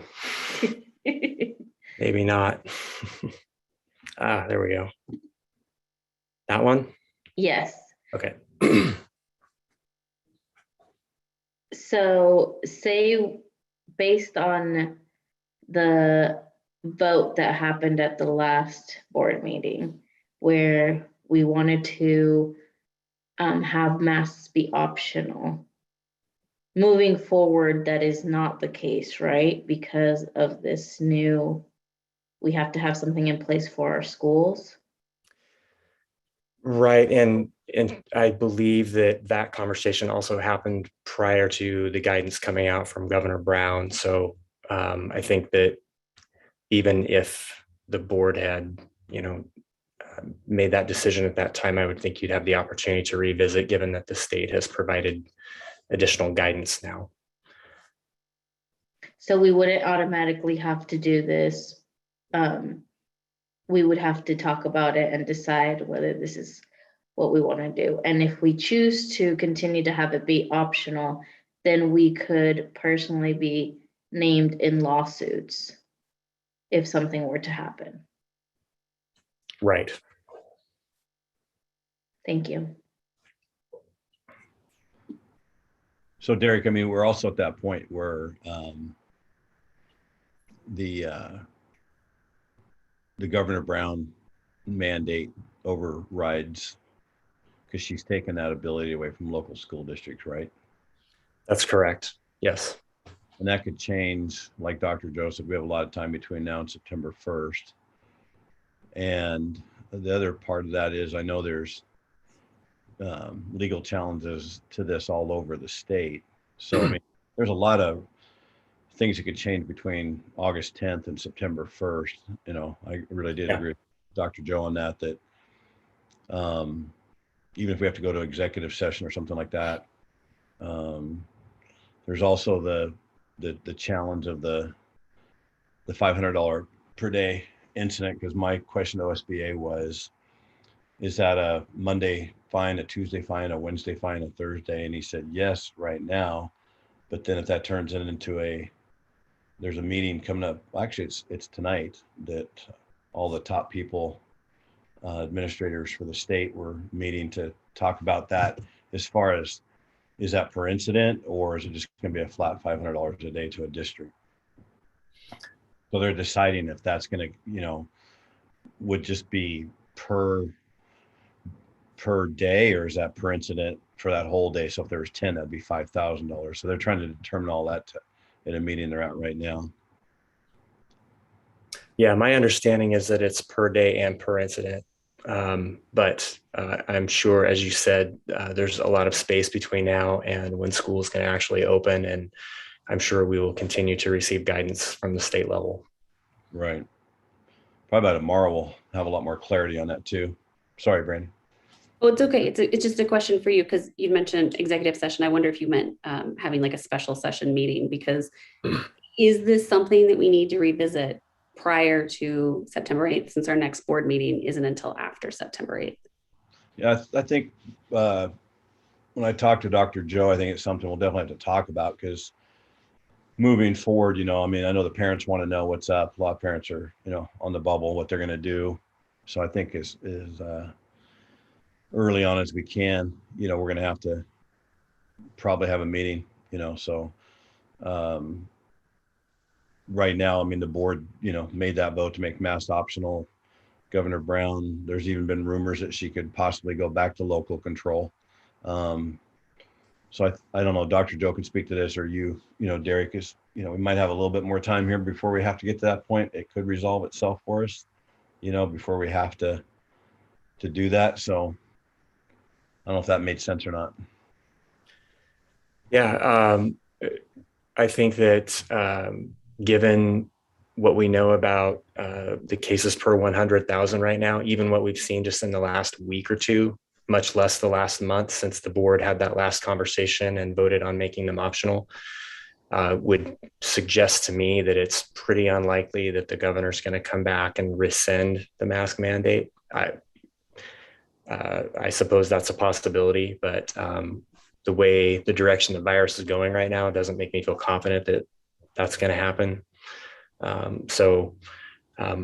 I'm just sharing with you the information that we've received from the state about what the potential penalties will be if we don't comply with it. So it's, I would take action on the most current information that you have, would be my advice. Okay.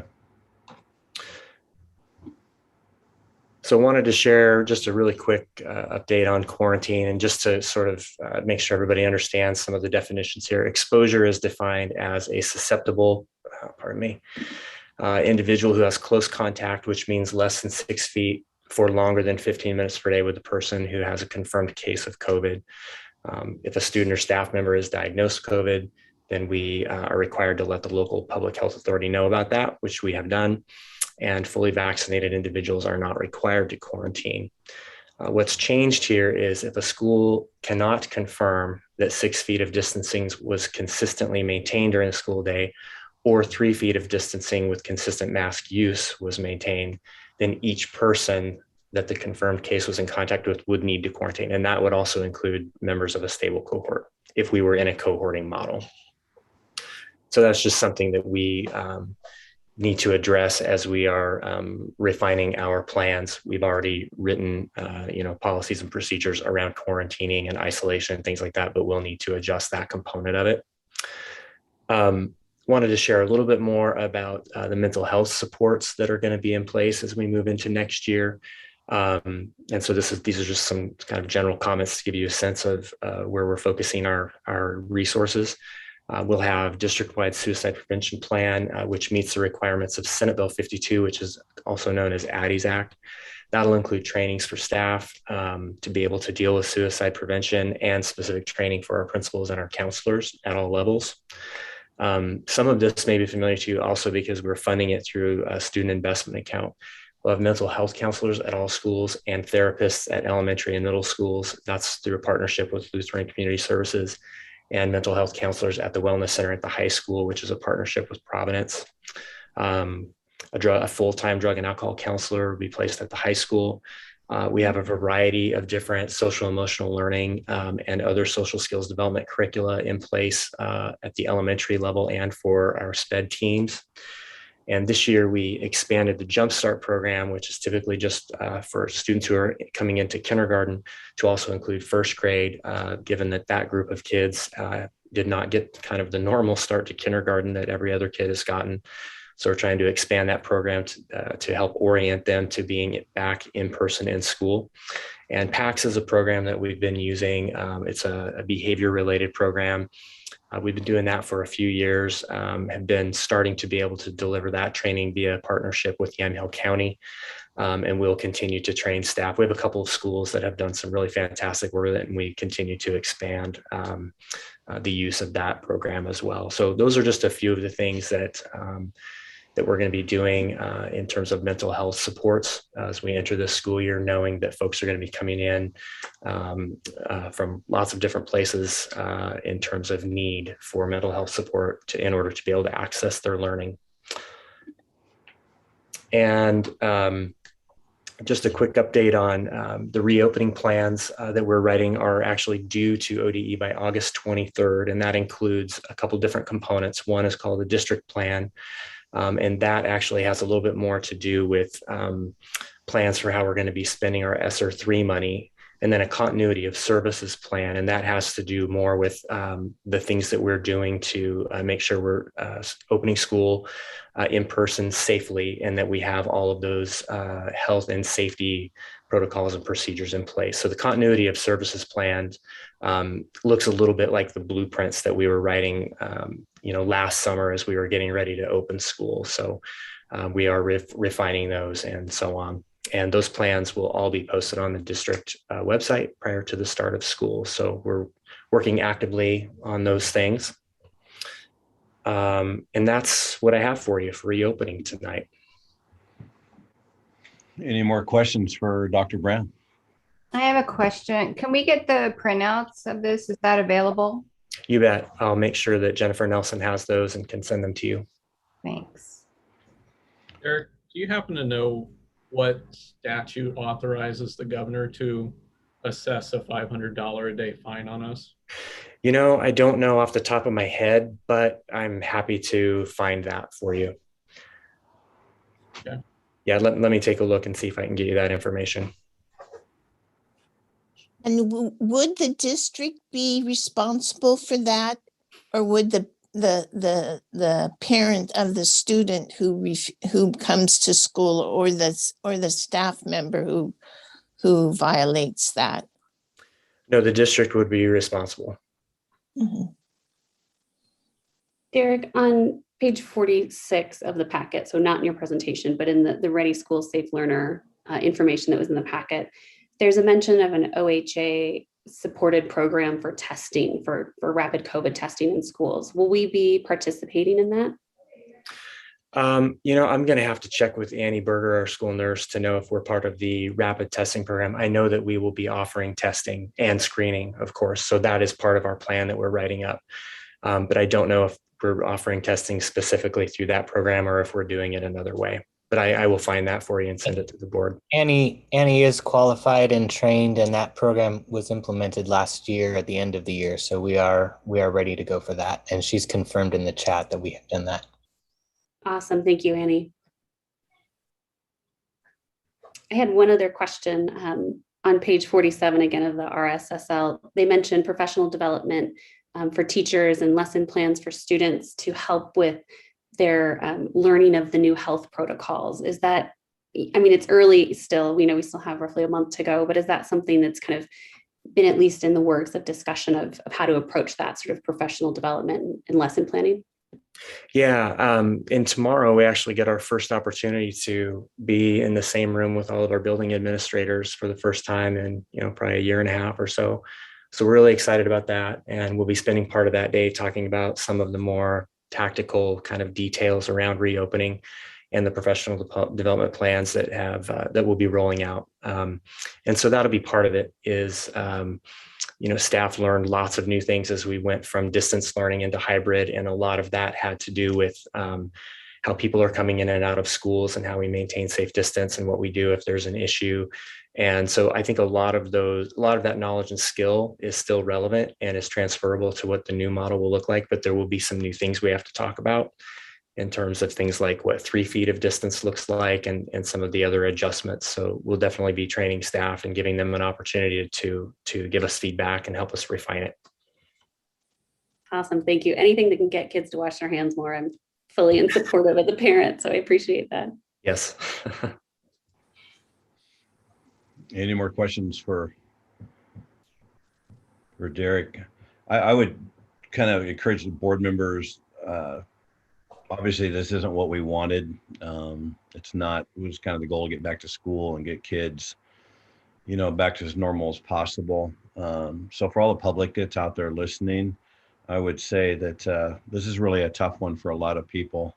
But I would also say that after speaking with Dr. Joe and listening to Derek, that again, this isn't their goal either, is to throw masks back on, but the governor's made a decision, and it's going to have to be something that we look at over the next couple of weeks and just kind of let this thing play out a little bit. So I would encourage everybody to express a little bit of caution. Board members, if you have questions for Derek, I know he would answer those. Try to make your emails nice, because it's not really what we were going for, but let's just kind of see how it plays out before everybody loses it on this mask thing. Things could change or things might get worse. So we've kind of been through this whole thing once before, but I would encourage everybody not to fly off the handle just yet on mask. Let's try to let this thing shake out a little bit longer and just kind of see where all the information's coming in around the state. But I'm sure Derek would answer any of our questions through an email if we can. So, thanks a lot, Derek. Thanks for the time. Mr. Chair, I have a motion. Paul. I move that the school board request from our district council information on what our options would be for challenging the governor's mandate. Can you repeat that, please? I move that we request from district council an opinion as to what the district's options are for challenging the governor's order, her mandate in court. Second that. All right, I'm trying to write that down as fast as I can. So we have a motion to challenge our district council to come up with the options to challenge the governor's. It's a request for information from district council. Okay. On the district's options to challenge the governor's mandate in court.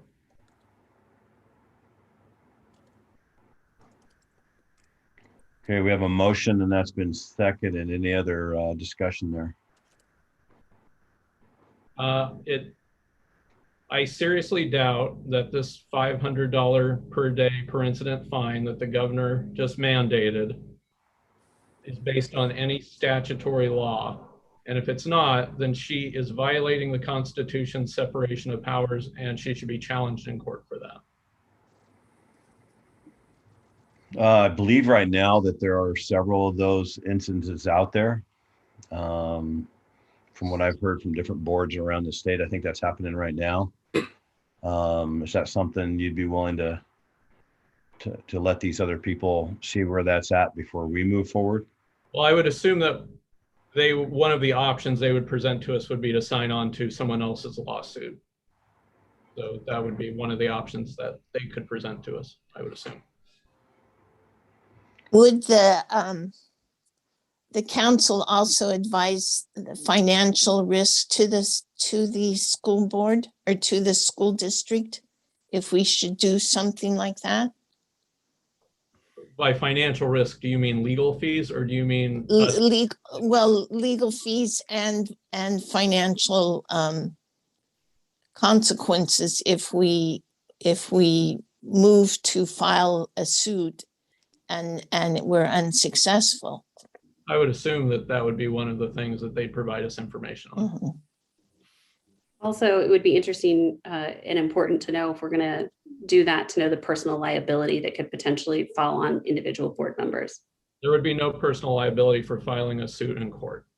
I would like to know what our district council would say in regards to what happens if we defy this order. That's not defying the order, it's challenging it in court. Those are two different things. Derek, didn't I ask a question about how we would be liable if something were to come up and us going against this 500? I think it's already been answered that we could be named in a lawsuit as individuals, right? Yeah, the guidance that we have right now is that school board members can be personally named in lawsuits if they vote to make a motion to go against this particular mandate and a student or staff member becomes ill. So there's lots of ways to interpret that language, but that's the information that we have now. And that may or may not be a little different than what Director Shannon is identifying in terms of being attached to a lawsuit. So I don't know how to differentiate that for you, but I know they've told us that school board members can be named personally. And I wanted to add just one other comment.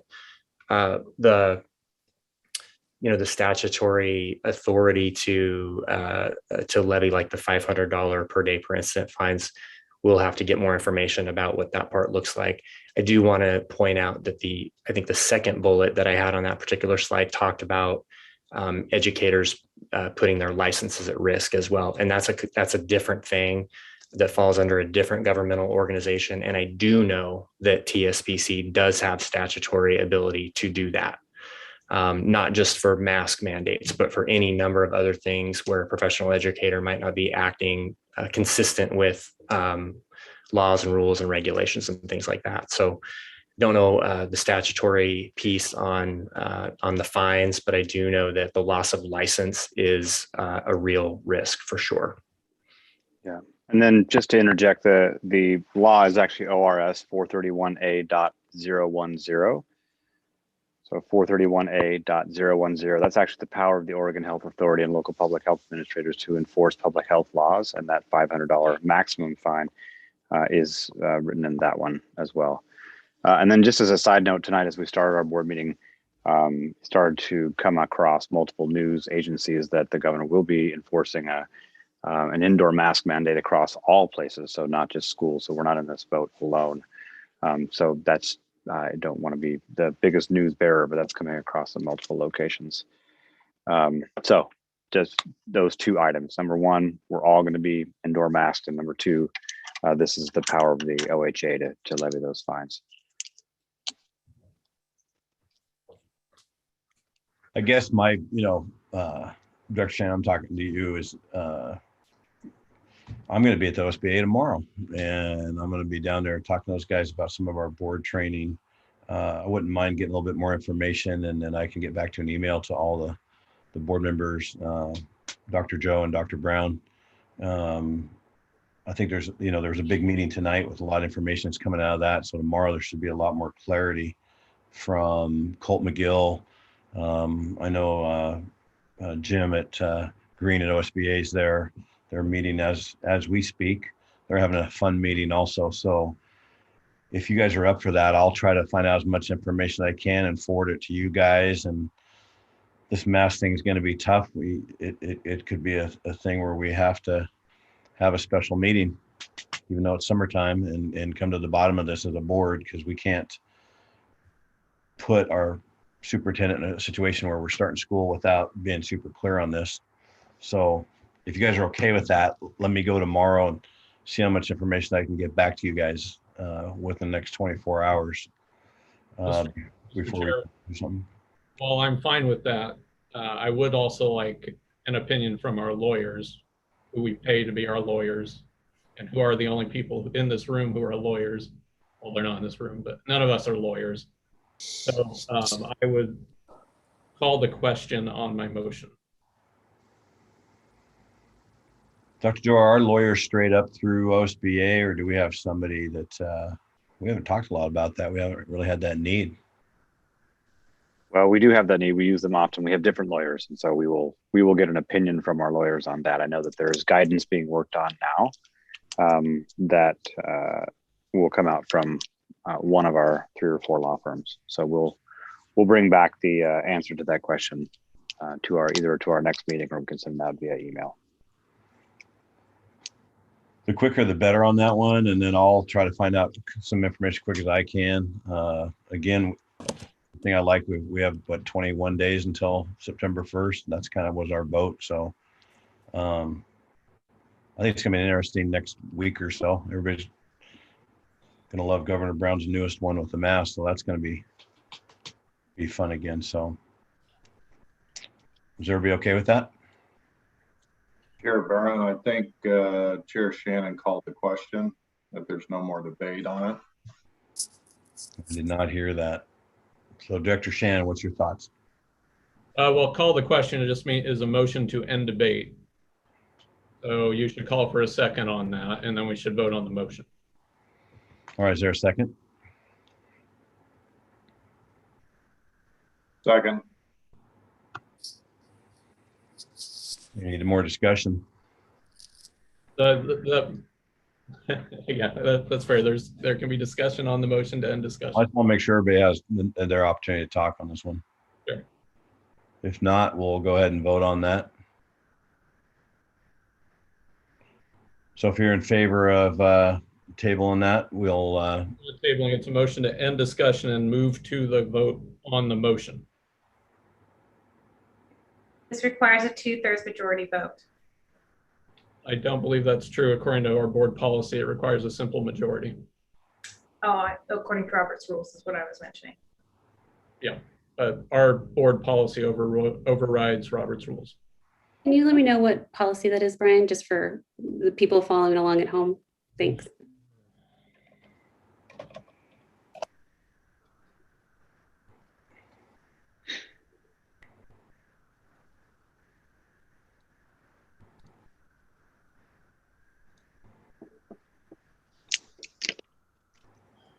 I think he's looking it up.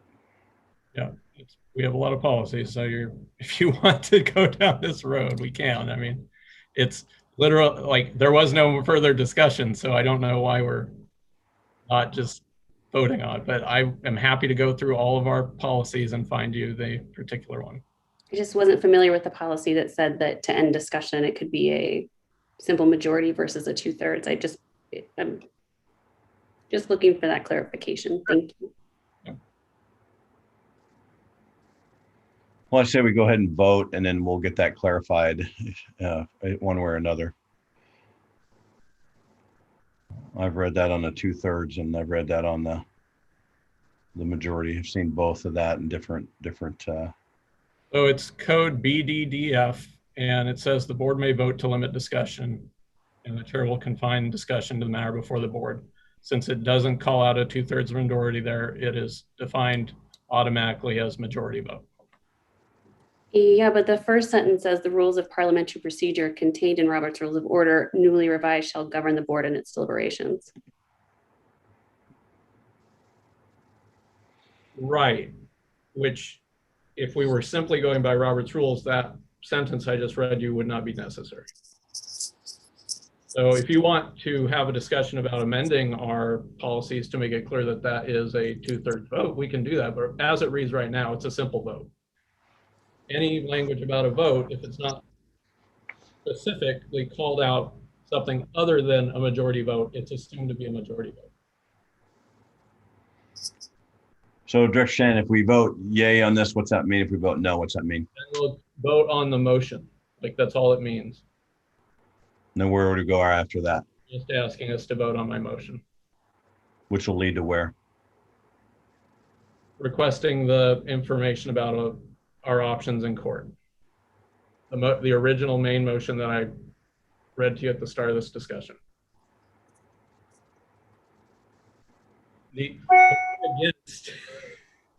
Voting against the motion to call the question simply means you want to keep talking about the question. Do you guys want to keep talking about the question? Are we still talking about directing the district staff to go find this out? To request an opinion from our counsel about what our options are for challenging it in court. Okay. Thank you for clarifying that. Just got a little different there. Yeah. Anything else there? So we've got a motion and a second. So I'll go ahead and get a vote. Those supporting that motion, raise your hand. I can't see everybody there. I've got 4 and I can't see Inez. Inez, are you a yes? Yes, I'm raising my hand. And Renee and Trevor? I see it now, Inez. There you go. Renee and Trevor, are you there? Yes. Okay. I'm Trevor. waiting. Gotcha, Renee. Trevor, did you say yes? Yes. Okay, motion passes 7-0. All righty. Now that was the motion to bring the motion that he put. Vote on the motion, yeah. So now we have to vote on his motion. Yes. Everybody good there? Everybody any more questions? The fact that that motion passed ends discussion. So call the question on the main motion, please. Okay, we have a motion on the first one. Brian, you made that motion. We need a second, correct? We already got a second from Trevor. So we go straight to a vote now? Yep. Call the vote. Call the vote. Here we go. If you support that, raise your hand, say yes. Could you repeat the motion just Oh, go ahead. to make sure I know what I'm? Yep, that's fine. Go ahead, Brian. It is requesting information from our district council regarding our options for challenging the governor's mandate in court. Okay, raise your hand if you vote yes on that. I've got 5-2. You got to call the no's. If you vote no, please raise your hand. I have one, I have two. There we go. Okay, vote is 5-2. It passes. Thank you, Director Shannon. Appreciate that. Again, you guys be ready for a special meeting here. Maybe in the next couple of weeks, we'll have to get together and talk about a lot of this stuff. So we're at that point in the meeting where it's going to get to old business, and we'll just have to jump right into this. This is number A on there is removing Black Lives Matter pride signs, flags, place cards, symbols from the school, brought up by Director Shannon at our last meeting. So I'm going to read. Go ahead, Rebecca. I would like to make a motion that we table this until we can gather a group of students and staff to work out the issues, that to have students from both sides of the coin, in order to make sure that we do something that's inclusive and that everyone feels safe about it. I would like to put that motion in or amendment or motion to table it. I'll second. Okay, we have the motion to table. We have a second. Any discussion there? The reason I would like to table it is because what do we do with all the students who are going to feel that we didn't listen to them? And if we just take these signs out, do we have something to replace it? So because the need is there, from all the letters we heard, the need is there to make them feel welcome. And if we take these two signs that are thought to be divisive by some out, without replacing it with something else, what do we say to our students then? And I'm a mother of a gay son, and I asked him about the signs, and he wished there was something representing him that he knew he could talk to an adult when he was in high school. And I think that we just can't rip it out without replacing something. And I think that the students and the staff who work with these students can come together and find something that would be agreeable to all sides. And show that we can work and be collaborative together. There was also another 60 folks that wanted to speak to us on these three issues that are on our old business and didn't get a chance to. So I would like to give them the opportunity to get their 2 minutes with us. I oppose the motion. I think it's pretty transparently an effort to just stall the vote. The fact that we would remove these signs does not preclude district staff and teachers and students from working on replacements that might not run afoul of district policy in the meantime.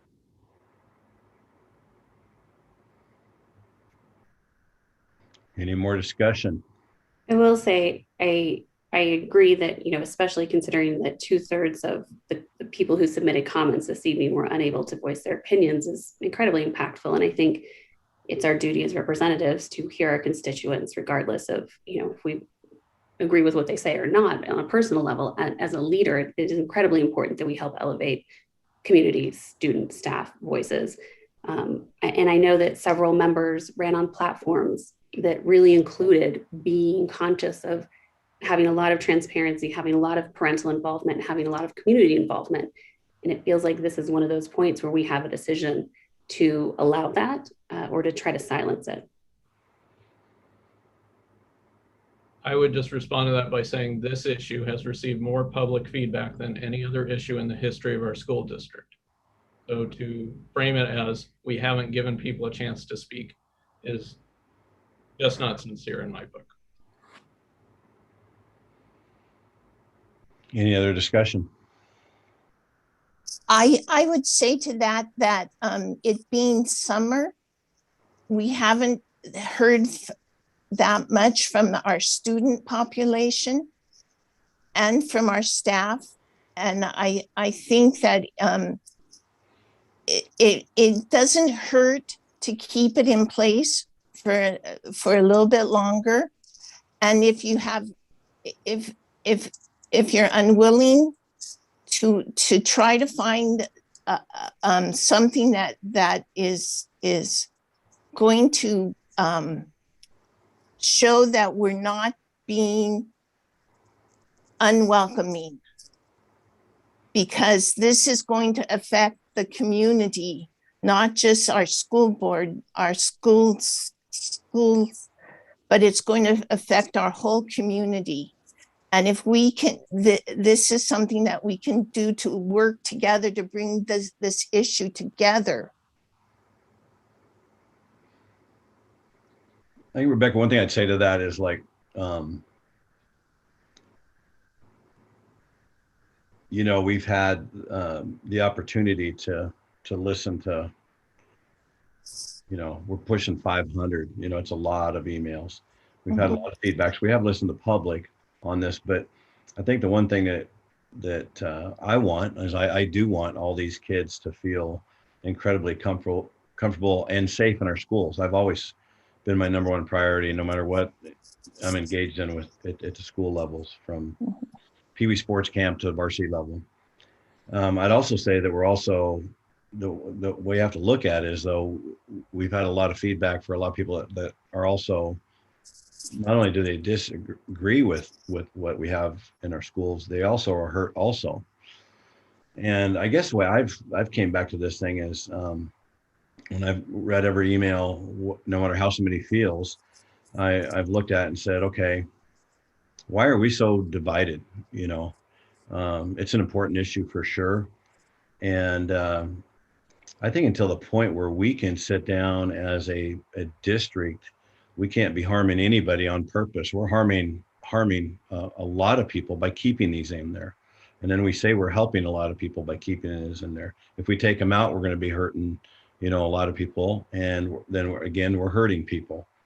And I think right now we have the opportunity to sit back and say, okay, wait a minute, let's just do a pause here on this thing. And it could be a challenge for the board for the rest of our time on the board, is how do we make our schools absolutely safe for every student that walks through the door?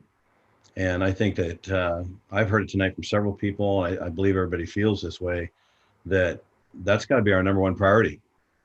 I mean, I want kids to be smart and learn stuff and do all the fun stuff school can offer, but I'll never stop working for kids to feel safe. And it's just that we're going about this. I mean, you feel one way, I feel another. Half our community feels one way, half feel the other way. But by leaving the signs in, we are hurting a lot of people.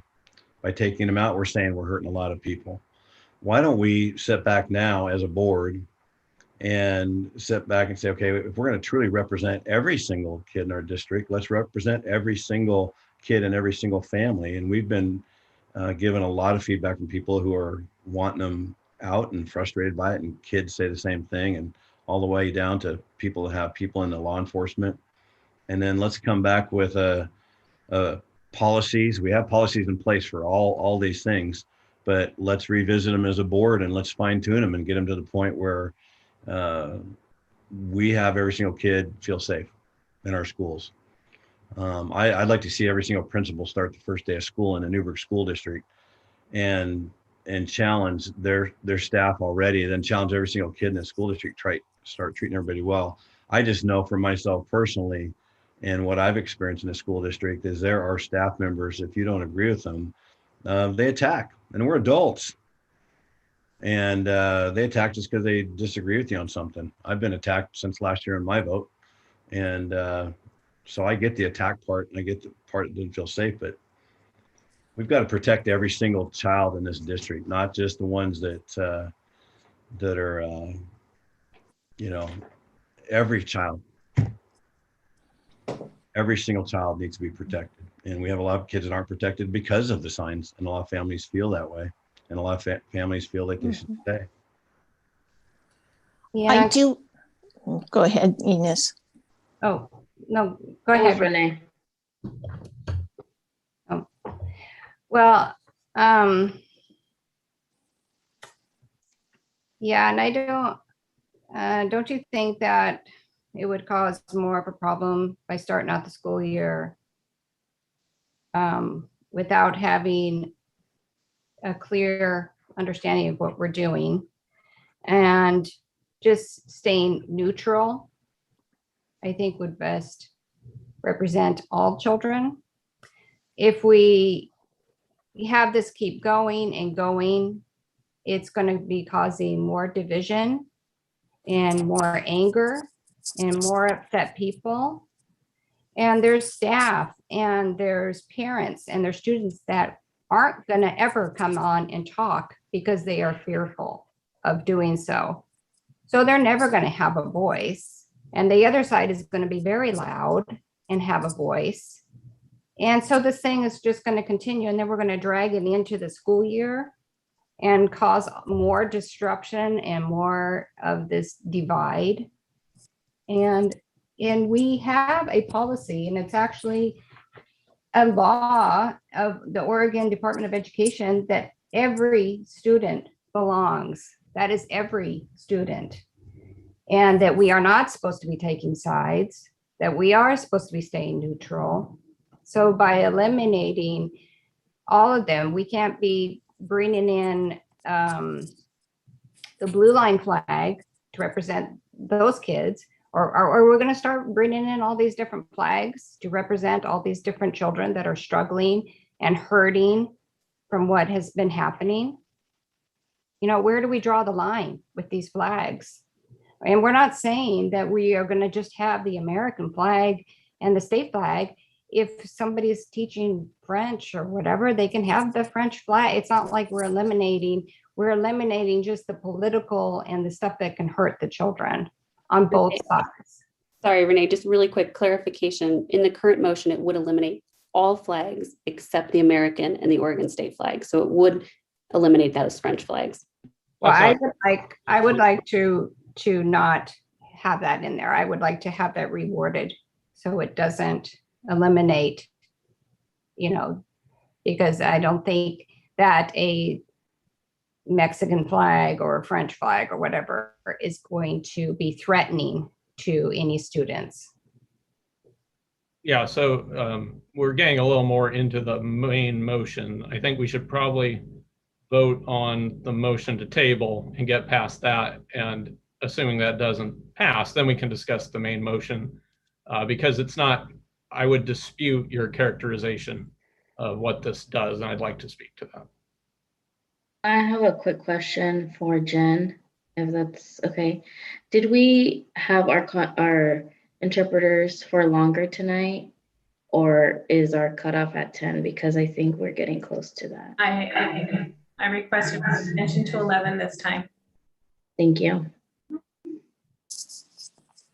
Okay. Appreciate you guys going through this. And we have a motion from Rebecca to table this. We got a second from Inez. And so I'm going to ask for a vote on this one. So if you are in favor of this motion, please raise your hand. I'm not seeing you on this, Brandy. Sorry, on my screen. Is that a yes? Sorry, Brandy? it's a yes. Thank you. If you're opposed, the no vote, raise your hand. Motion fails 4-3. Back to the main discussion here on the main motion. So first, I would like to make a motion to amend the original motion. The amendments that I propose are as following. Strike the and before placards. After placards, add comma apparel, comma buttons, comma, and all other modes of display, comma. After the second instance of the words flags, add apparel, comma, buttons, strike the word and. After placards, add comma and all other modes of display from, and so the amended motion would read, I move that the Newberg Dundee School Board of Directors direct the superintendent to remove all Black Lives Matter, aka BLM signs, flags, placards, apparel, buttons, and all other modes of display, and all instances of the symbol known as the pride flag from district facilities immediately, and direct the policy committee to draft policy language prohibiting the display of political signs, flags, apparels, buttons, placards, and all other modes of display from district facilities, with the sole exception of the American flag and the Oregon state flag. And I will also add to the end of that, with exemptions it sees proper. Who decides?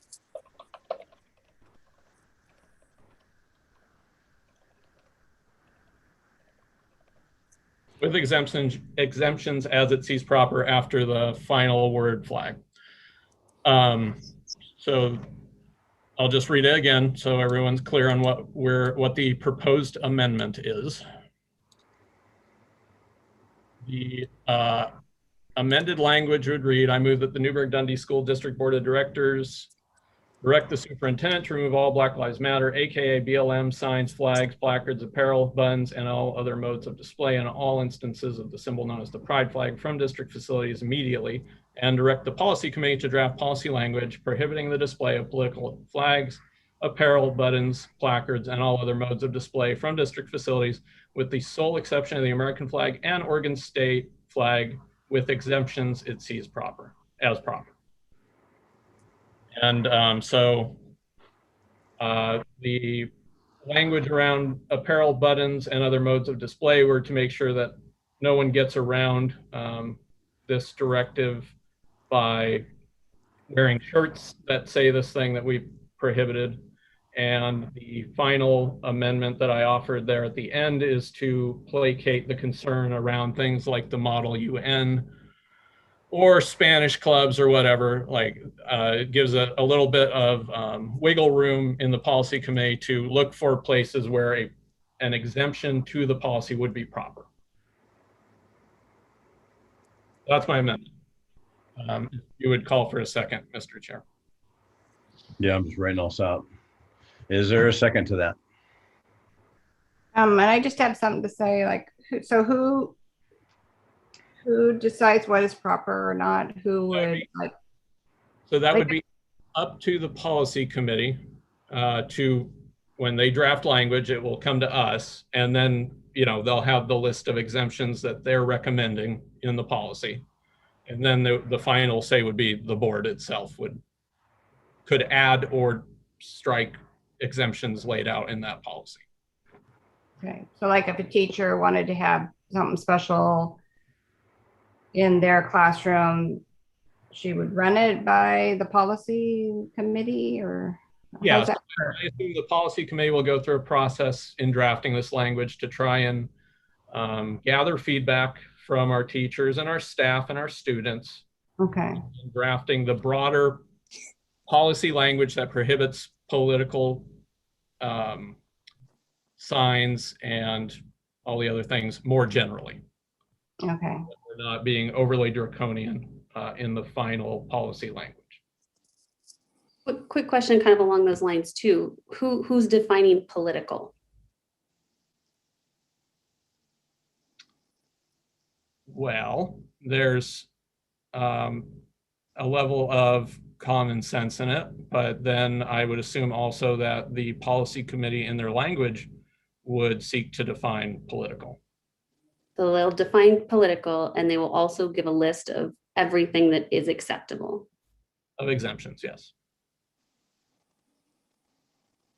So I made a motion, Mr. Chair, if you would call for a second. Okay, is there a second on that? I'll second.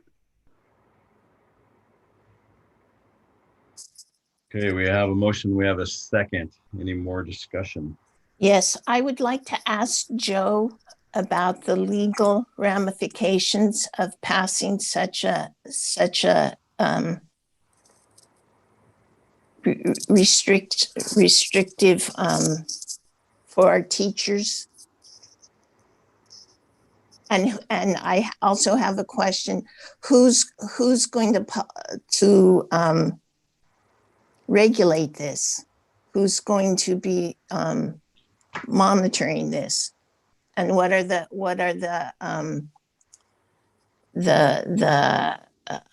consequences of teachers who don't follow this? Well, as stated now, I don't actually have any answers for those because there's no enforcement mechanism. I don't know if this is about staff or students or both.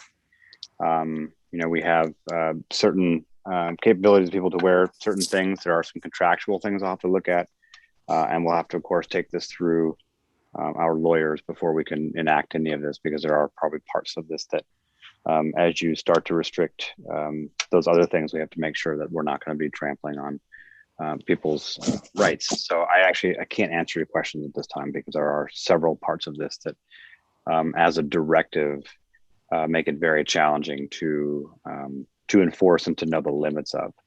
And so without actual policy, this is a difficult one for me to, I'm not even sure I can answer your questions because of the range of things and the additions of tonight. So I don't have an answer for you right now, Rebecca. I was curious, at the instruction of Governor Brown, the Oregon Board of Education has reenacted the Every Child Belongs rule, which prohibits hate symbols. And she recognizes the hate symbols, some of them, as the noose and symbol of the Nazis and the Confederate flag.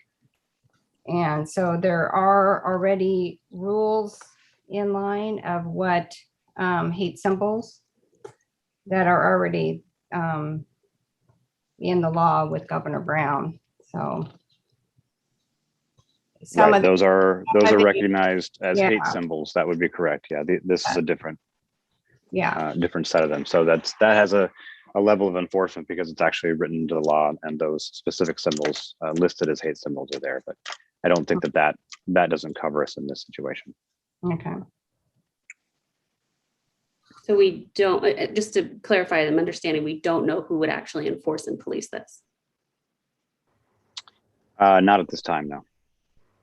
And you would recommend that we talk to our lawyers about this in case we were to be, to have a lawsuit because we were violating people's civil liberties.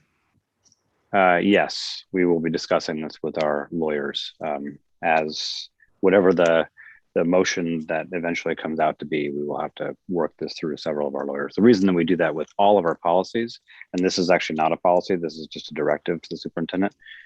We do all of our policies, all go through, normally we go through OSBA because they are a team of lawyers who have written those. And so we know that those policies are relatively safe from lawsuits and do follow current law. So in this case of some kind of a motion of this nature, where it's just a directive to the superintendent, my first actions, of course, will be taking it through a separate set of lawyers and then trying to prepare for what those other things might be. So like I said, I don't have any idea where we'll end up on this, especially with the additions of clothing and buttons. We may be wading into something else that is far deeper. Also, it's not clear if there are staff or students or if it's both. And so I think that there is some murkiness in all this. This is generally why boards create policy and not just directives, because it allows things to be clearer when there's a list, an enforcement mechanism, a consequence, things of that nature. Even the ACLU, who is, about as staunch a defender of freedom of speech, arguably, as there is, will say on their website that teachers do not have freedom of speech rights when they are acting as agents of a school district. What is the freedom of speech that we are impinging on here? Well, I think on students. Oh, I'm happy. So I am happy to offer a second amendment to clarify that this is not applicable to students, because I have never intended this to apply to student speech. So I will have to do another motion to amend. So I move to amend that the restrictions on displays contained within this language solely apply to district staff and faculty while in the performance of their official duties as district employees.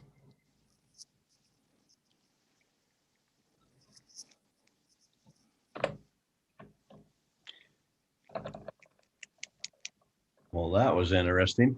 So now do we have that first motion or the second motion? Well, you need a second. So let me draft the language real quick here, just so we all know what we're voting on. I will say really quickly, Brian, to your comment about legal repercussions. I believe it's called prior restraint on speech.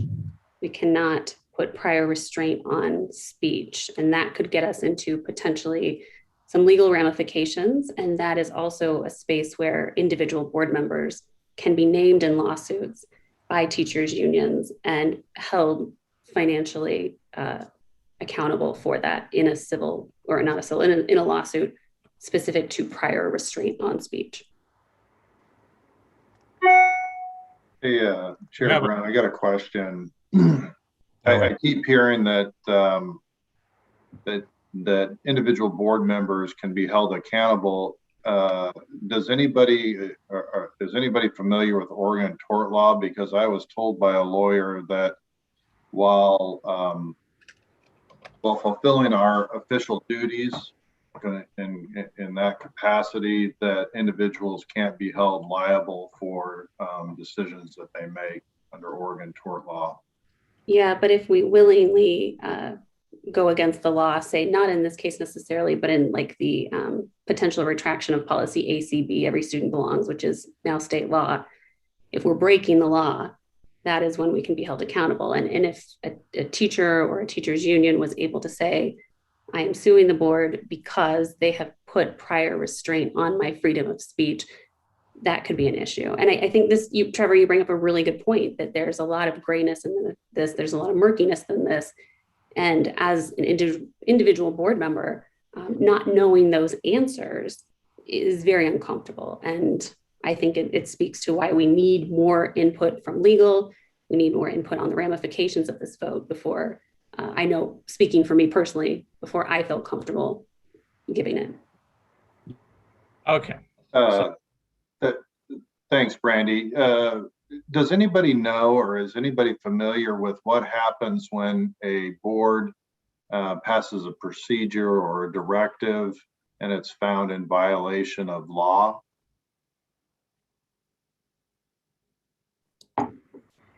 Well, you may pass it, but I'm not allowed legally to enforce it. So if you pass a policy, you create a policy, any policy you want, and your policy is against the law, I cannot enforce things that are against the law. So your policies don't supersede law. So the reason that we look at policy through a lawyer's lens and through in accordance with the law is to make sure that your policies, which sit below the law, don't violate that law. So if you were to pass this again, I will not be enforcing this until it's been cleared by lawyers. So I will be going through a whole other process if you make this a directive. When you do it in a policy committee and when you develop a policy, that's when you go through lawyers ahead of time to make sure that whatever language that you put into a policy is not going to be outside the law. And when you ask the question, or somebody asked the question earlier, about getting in trouble, whatever, I can't answer that. I'm not a lawyer. That's why I have a team of lawyers that I ask different questions of, and policy folks. And so I think that my general concern is that a directive I won't be able to follow until I've checked to make sure that I'm not breaking the law, which I'm unwilling to do in this case. So I'm recommending that maybe you consider taking this to the policy committee to begin with, get the policy written so it's clear. So we talk about what ramifications and what a mechanism is for enforcement. And then it's far clearer than just making a directive, because that policy then would be a directive to the superintendent, because those policies are what the board has decided to do. So just a suggestion, I won't be able to enforce it as it is until we've gone through a bunch of legal reviews. You won't be able to enforce it at all, including taking the BLM signs out of district facilities. I will get an opinion of our lawyers before I move ahead on any of this. That's correct. And how long will that process take? I don't know. It won't take months, but we'll make the call tomorrow and start the process. But if you want to do this the right way, we should certainly do it via policy. That would be my recommendation, because that way it goes through a process of checking it before it gets to the board for a vote to vote on. How come we don't have a lawyer on our board that sits in? I know that other school districts do, and then it makes things sometimes a lot quicker, because we have a lawyer that's right there and can answer questions for us. Well, cost per hour, it might become quite a bit of money to have one. We have not had one in the past sitting on our board or at board meetings. Much larger districts sometimes do that. But we have never done that. And the cost, I think, would be pretty significant to have them sit through 3 or 4 or 5 hours. All right. So the second amendment reads, this is tacked onto the end of the language. The language contained in this directive shall only apply to district staff and faculty while in the performance of their official duties as district employees. So that's the second amendment. Can you say that one more time? The language contained in this directive shall only apply to district staff and faculty while in the performance of their official duties as district employees.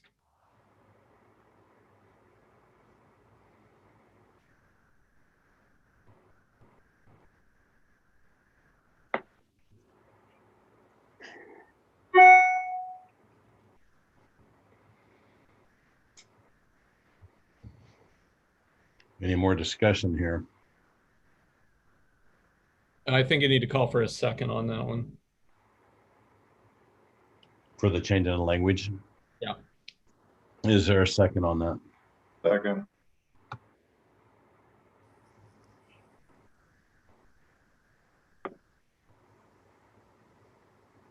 Can I ask one more question of Joe? Far away. Does the board have insurance? Like a board insurance, whatever? Do you mean the school board itself or for the district? Yeah, school board itself and the district. The school board doesn't have separate insurance. So the school board, and I believe that Trevor asked that question before, operating in their official capacity would be covered under PACE, was our primary insurance group that do that. So yes, we have insurance, but it depends upon what you're trying to insure. Okay. I also was informed that, again, PACE or any insurance does not cover illegal actions. That's correct.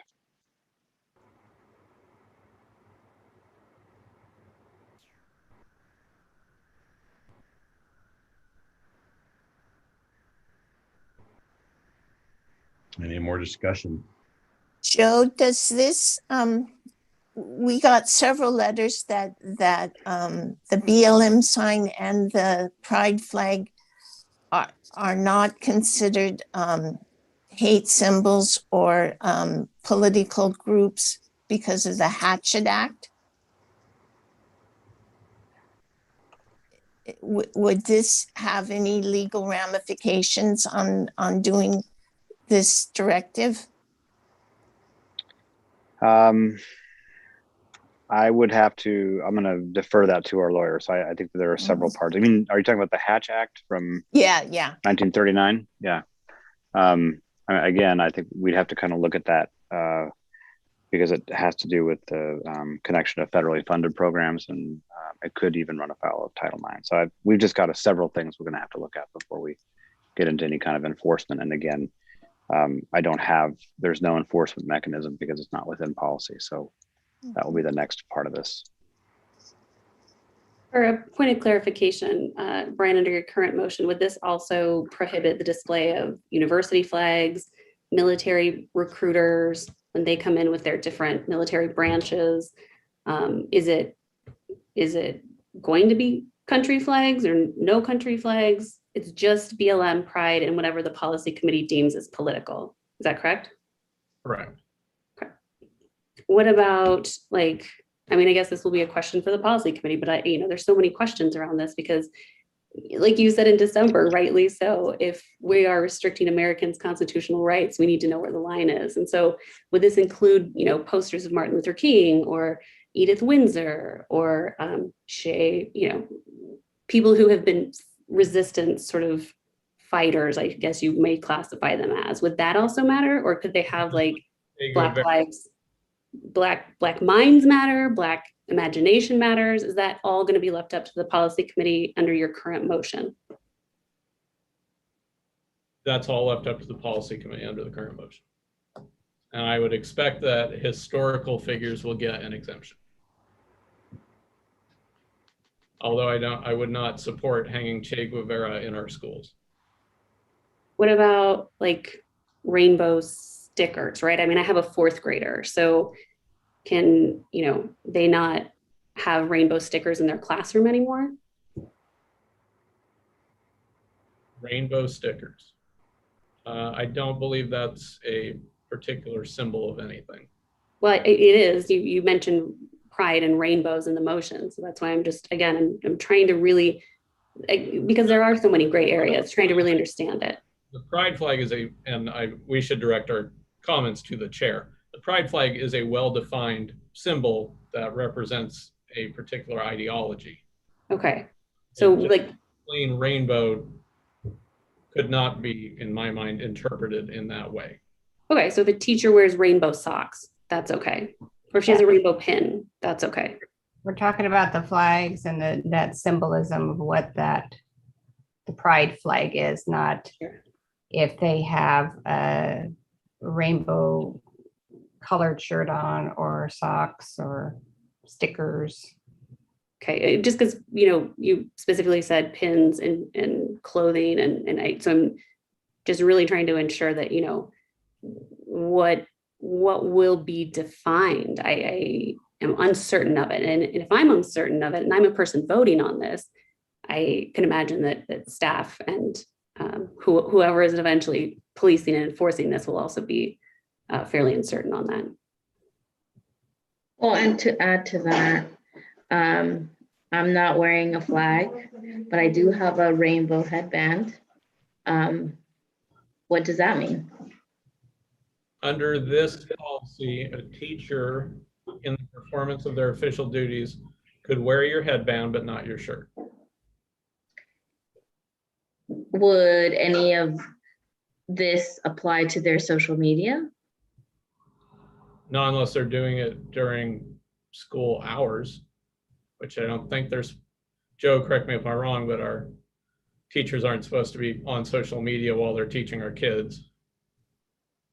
Unless it's part of their official duty and they're doing some kind of a program, but no, if it's their personal social media, probably not.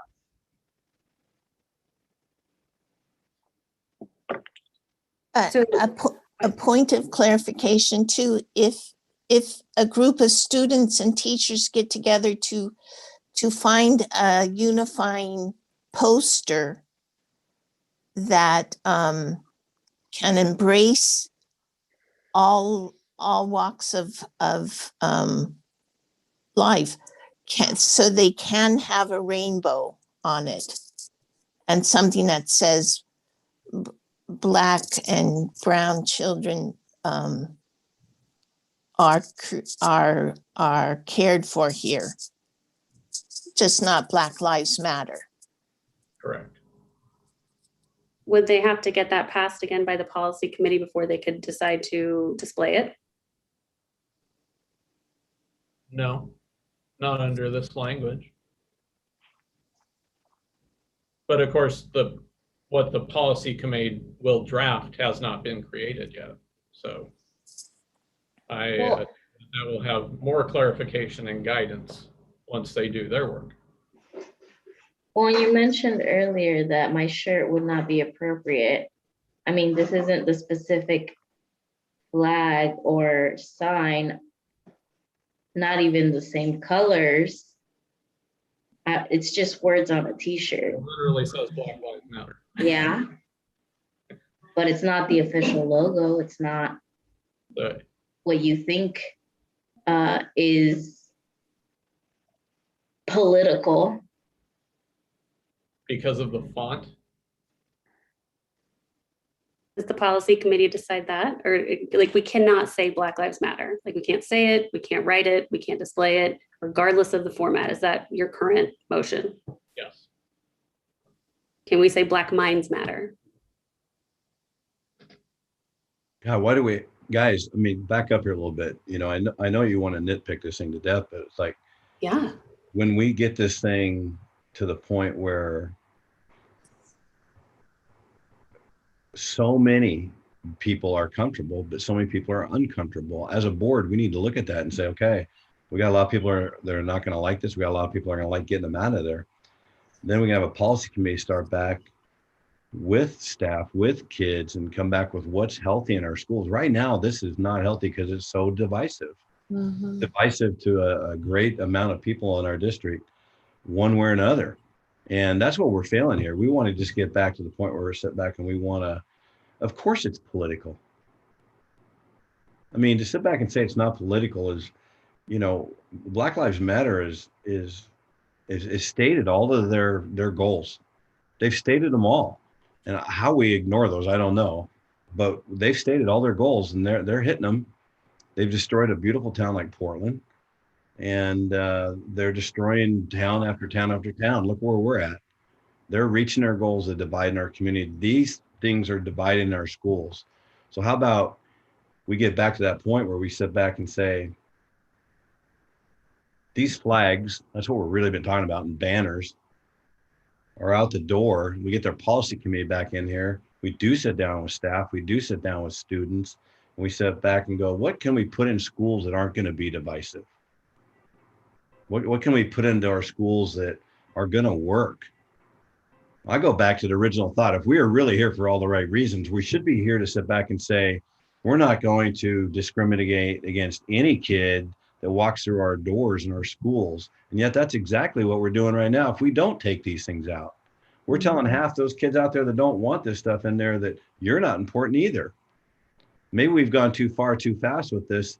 And we sit back and we say, let's just get the flags and the banners and that kind of stuff out the door. Then we can start nitpicking on all the little details. We've hijacked a beautiful rainbow sticker into something different. It is political. The rainbow sticker in itself for a fourth grader is not political, but the rest of it is. And it's half our people don't want that. I'm just putting out a rough number there. And it'll be exciting to see what we can come back by working with the policy committee and our students and our student representatives, what we can come up with that would be healthy in our school. We keep talking about, you know, stuff that right now it's unhealthy in our schools. Because if the kids aren't feeling safe around it, it's not healthy for them. And so we've got to find a better way to do this than just step back and saying it's got to stay. It's got to change. It's got to change. That's our biggest thing right now. We're not willing to do that because we got too many adults that want their way. And how about we sit back and find the best way for every single kid? I said this before, if I'm a 5th grade boy and I just moved from Mexico and I'm here in day 3, just help me out. I'll show you what I can do. I've coached all these kind of kids. They'll show me what they can do. They don't need me to make up stuff for them. They just need me to give them every opportunity that's available to that young person, and they're going to soar. Dave, I think you bring up a really good point, and I think that was Rebecca's intention with her motion was we need to get more student voice. I personally, the overwhelming student voice that we're hearing and staff voice that we're hearing from our counselors, from our principals, from our students is please don't do this. And so I agree with you. It is contentious and divisive, and I certainly wish that it wasn't. And we need to have these conversations. But I think that pushing it through and taking away a symbol of pride for a lot of people who don't have many symbols of pride is really going against what I hear you saying. And so when I'm asking these questions around the details, it's because I want to know more. I want to know more so I can help understand the impact that this will have on our students and our counselors and the teachers that are, in the trenches, so to speak, with these kids. So there are currently 2 motions to amend on the table. I think we should at least deal with those. I'm trying to placate some of the concerns that folks have with this language to make it clear that we're not restricting student speech. So that's the first motion or the first amendment is we vote on is the language contained in this directive shall only apply to district staff and faculty while in the performance of their official duties as district employees. That is the motion that we're currently dealing with. I would ask that we deal with that language in our discussion, Mr. Chair, so that we can move this along in a proper manner. Okay, so we are back to our original motion then. Are you talking about your motion or amendment? The second motion to amend, which is to add at the end of it, the language contained in this directive shall only apply to district staff and faculty while in the performance of their official duties as district employees. Okay, there is a motion. We had that second, I believe, that was already made. Yeah, I believe Renee. Director DeHart, I believe, made that. So we have a motion and we have a second. Call to vote. We're voting on the amendment. If you support Director Shannon's amendment to that motion, please raise your hand and support. All those no votes, please raise your hand. Motion passes 4-3. Okay. The second amendment, or the first amendment we have to vote on is the one to add apparel buns and all other modes of display to the language of the portions of the directive that direct the superintendent to remove symbols from our buildings and give instructions to our policy committee about what they're supposed to be drafting. I have a question for clarification.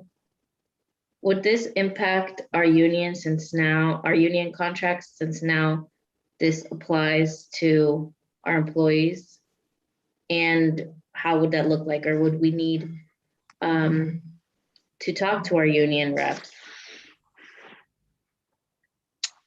We will have to review the contracts we have. I know that they were on the list for a public comment, and I'm not sure what they were going to say, but I know that they were part of the 60 we didn't hear from.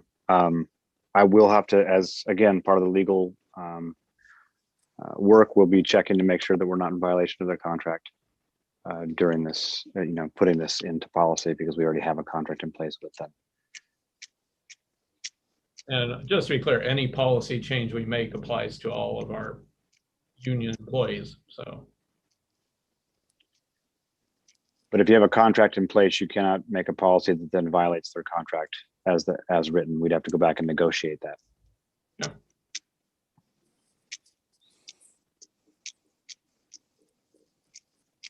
So I know it can be difficult on Zoom, because we see the, 10 or 12 of us that are on the picture, but there's over 350 people watching this and that we know of. And fully 2/3 of the people who signed up for public comment tonight were not allowed to voice their opinions. And that is a major concern. And I don't know who those people were. I don't know what they were going to say, but the fact that those people took time out of their nights to come here and to see this and to stand up and have the courage to say, this is what I believe, X, Y, or Z, and we're unable to participate in their local governance is incredibly troubling. Or the other way you could look at that would be, we had over 500 emails come in on this issue. And so people had plenty of time to send in their thoughts. And I know looking at my computer today, probably had 150 people come in at the last second that wanted to make comments. And so we did get a good flavor of what the people out there are looking at. And it still goes back to the fact that we have a lot of kids that are impacted by this positively or negatively. And as a school board, you know, it's our job to make the decisions that are going to be there for every single kid at Newberg High School, not just the kids that are represented in just one group. It has to be all kids. And we had over 500.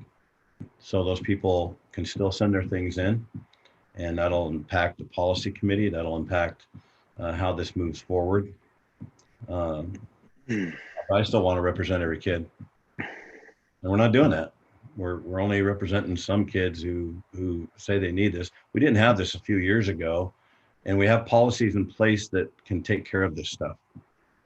We have policies in place that because somebody's transgender, gay, brown, black, or white, a seventh grader, a 12th grader, we have policies in place that protect every one of those situations. But we've made these things political, and that's exactly what it is. It's political. Let's take that out of the equation and back to just what's. Okay, can we vote?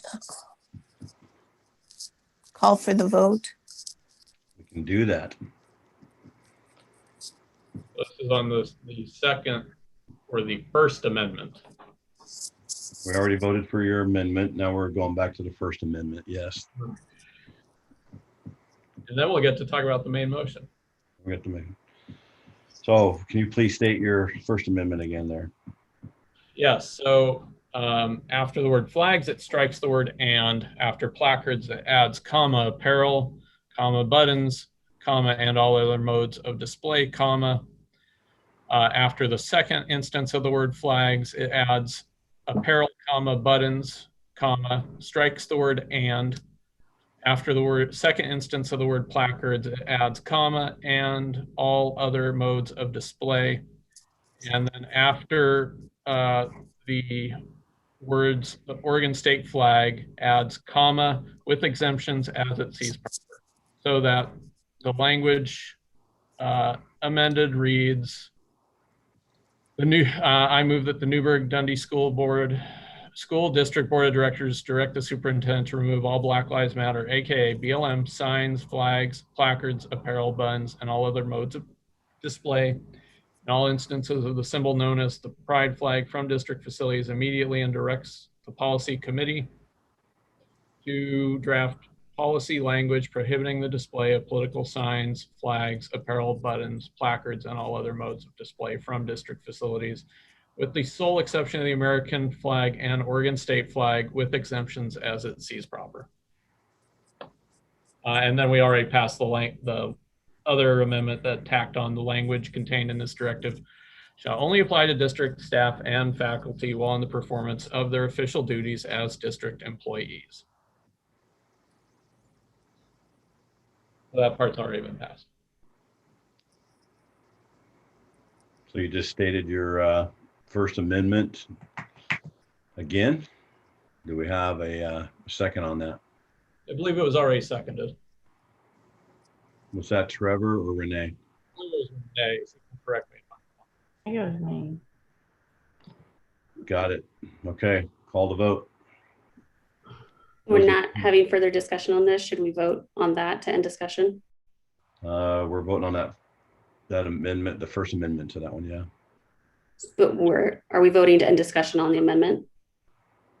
You can continue discussion if you want.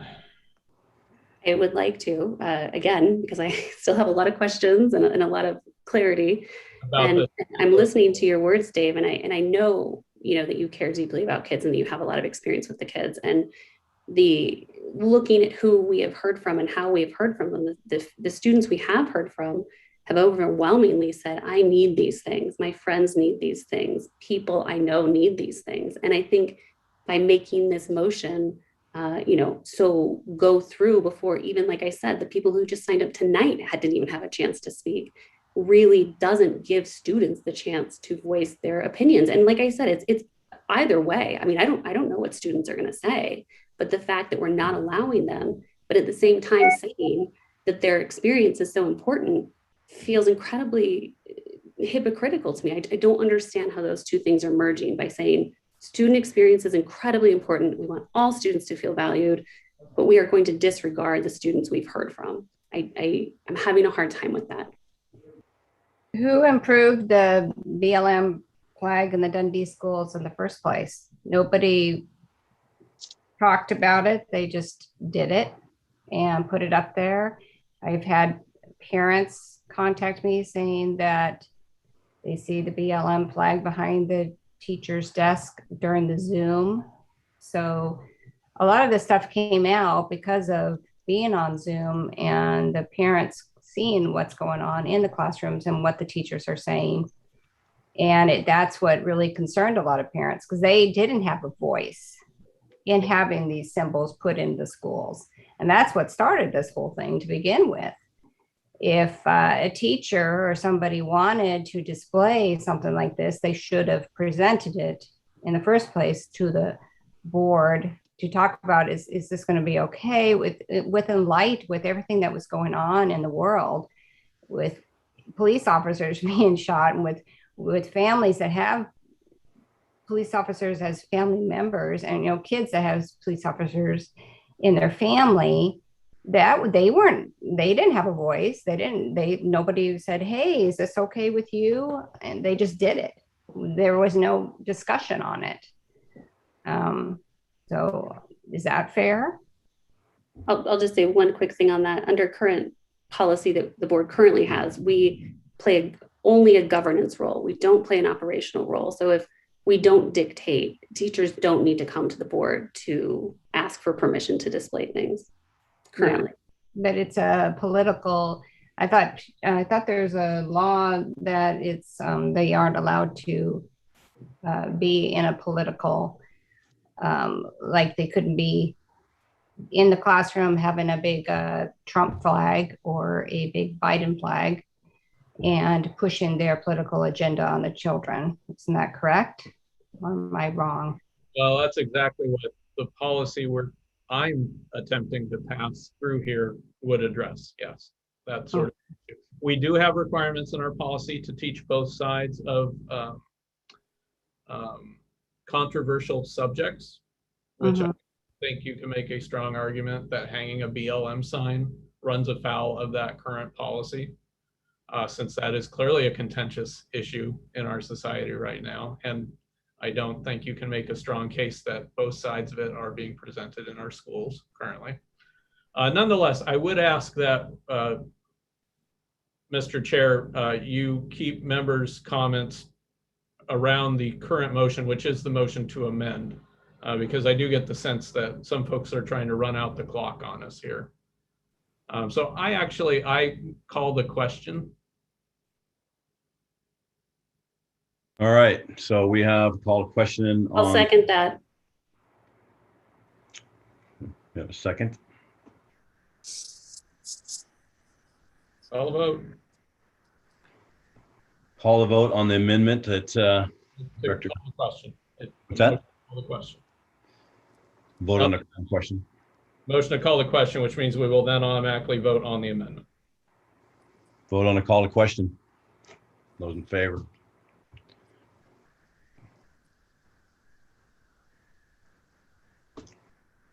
I believe I had that 5-2. You have to call no. Yeah.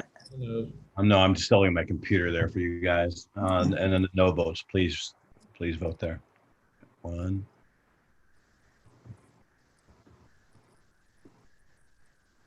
And a Nez, I didn't get a Nez on there. She voted I'm right here, but I voted for to move on to. Got it. So the motion passes 6-1.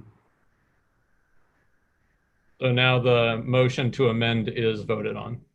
is to be voted on. All right.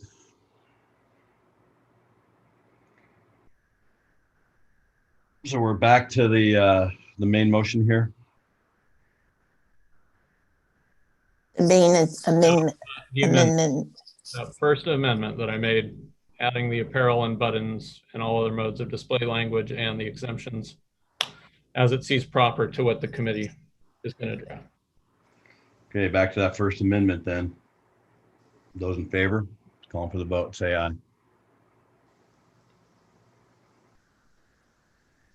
I'm looking for everybody there again. I've got, there we go. And those no votes on that. Passes 4-3.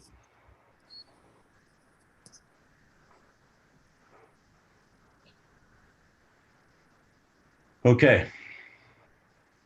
Are we back to our motion 13 here to vote on this then, you guys?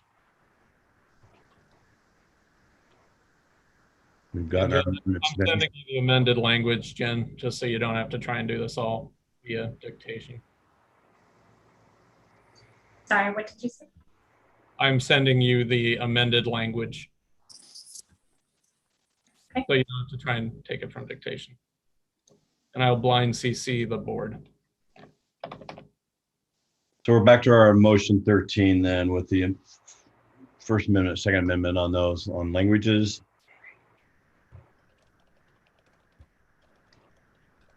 Are we ready to vote? Just waiting for that to come through. Could you read that again just for the record so all board members know exactly what they're voting on? Yes, and I'm blind CCing the board right now. So you'll have it to look at. Well, I can't look at it, so if it could be read, I'd appreciate it. I'll read it off. Okay.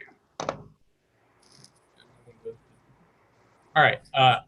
I move that the Newberg Dundee School District Board of Directors direct the superintendent to remove all Black Lives Matter, aka BLM signs, flags, placards, apparel, buttons, and all other modes of display in all instances of the symbol known as the pride flag from district facilities immediately, and direct the policy committee to draft language prohibiting the display of political signs, flags, apparel, buttons, placards, and all other modes of display from district facilities with the sole exception of the American flag and Oregon state flag with exemptions as it sees proper. The language contained in this directive shall only apply to district staff and faculty while in the performance of their official duties as district employees. Thank you for reading that again. Absolutely. It's a mouthful. That is. So we have our first and second amendments on that. We got the final reading on that. So call to vote. We need a second. Well, we already did. Yeah, the original motion was seconded and we've passed the amendments. We can have discussion on the main motion as amended, which we probably should do. And I guess I'll start off since I'm the main driver of it. The main goal of this is to get political symbols and divisive symbols out of our schools so we can focus on the already difficult task of educating our students in the core subjects. It is not fair for one particular ideology, the ideology of social justice, to declare itself above the fact that it is an ideology and claim that everyone has to support it. These, as was said in most of the emails from the people who support having these in our school, they call these social justice symbols. Social justice is an ideology. It's an ideology that people can legitimately oppose, and having an ideology endorsed by the school, by the state school system in this manner is not appropriate, and it needs to end. To clarify for everybody viewing, this will be defined by 4 people in our school district. Technically 3, because the committees are 3 people, right?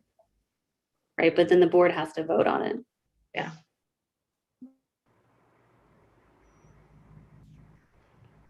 Again, we had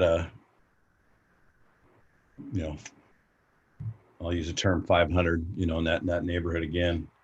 And there was a loud voice for removing these.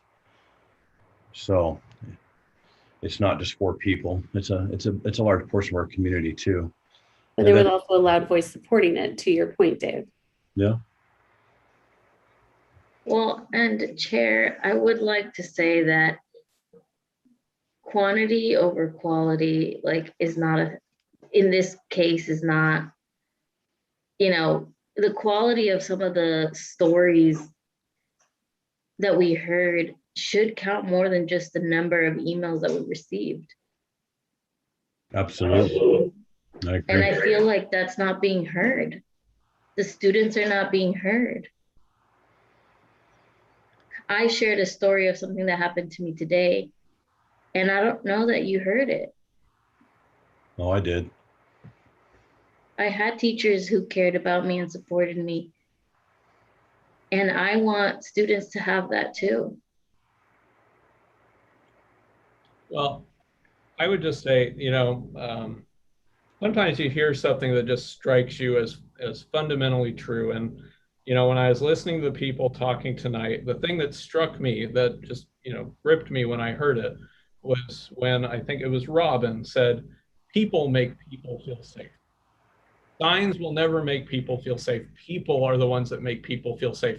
And the great people who work in our schools are going to be the same people once we take out these politically divisive signs from our schools as they were when those signs were there.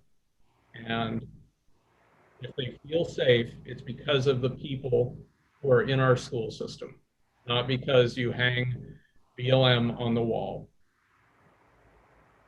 I agree, it's the people, and to know that 4 people in the entire system are dictating what is defined as political and are policing what is going on in our classrooms to such a minutia is incredibly upsetting. And I see Dave and Trevor, you've got the American flags behind you. I think that is also a symbol of pride and completely appropriate for our schools as well.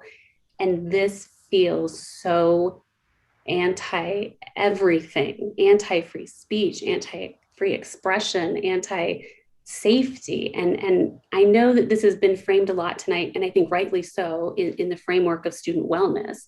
And I think, in the past, it's also been framed in we need to focus on academic excellence. And again, I agree with that. I think everybody here on this board shares that value. And so I did a little research because I thought, okay, what are the top performing schools in our state? And so top performing could be defined as graduation rates, assessment rates, that kind of thing.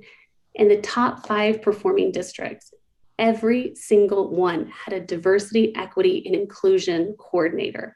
Every single one had intensely robust equity vision statements that included gender expression, sexual orientation, race, socioeconomic status. That's something we haven't even talked about tonight. And then I looked, okay, well, what are the bottom performing schools in our state have in common? I'm sure they have several things in common, but one of the things they have in common is a complete lack of anything to do with equity on their web pages. They do not have DEI coordinators, and there's nobody in their district who is coordinating these efforts. And I'm not saying those two things are completely, if you have this, then you will have great excellence, but it definitely shows the school districts, Lake Oswego, Westland, Wilsonville, Riverdale, Corvallis, Sherwood, the school districts in our state that are thriving, that have students that are thriving, have recognized the importance of this work. And I think it's difficult if this vote passes to say that we elevate student voice, that we care about student experience, that we are committed to academic excellence, and that we're committed to student mental health and well-being.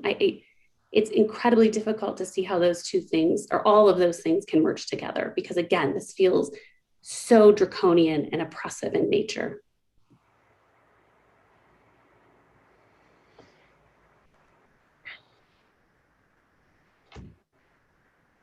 Okay. Well, thanks for your comments, everybody. And definitely a lot of things to say. So at that time, I'll, on motion number 13, I'll call the vote. Those in favor of how it was stated by Director Shannon, please raise your hand and vote yes. Those not in favor saying no, please raise your hand. Motion passes 4-3.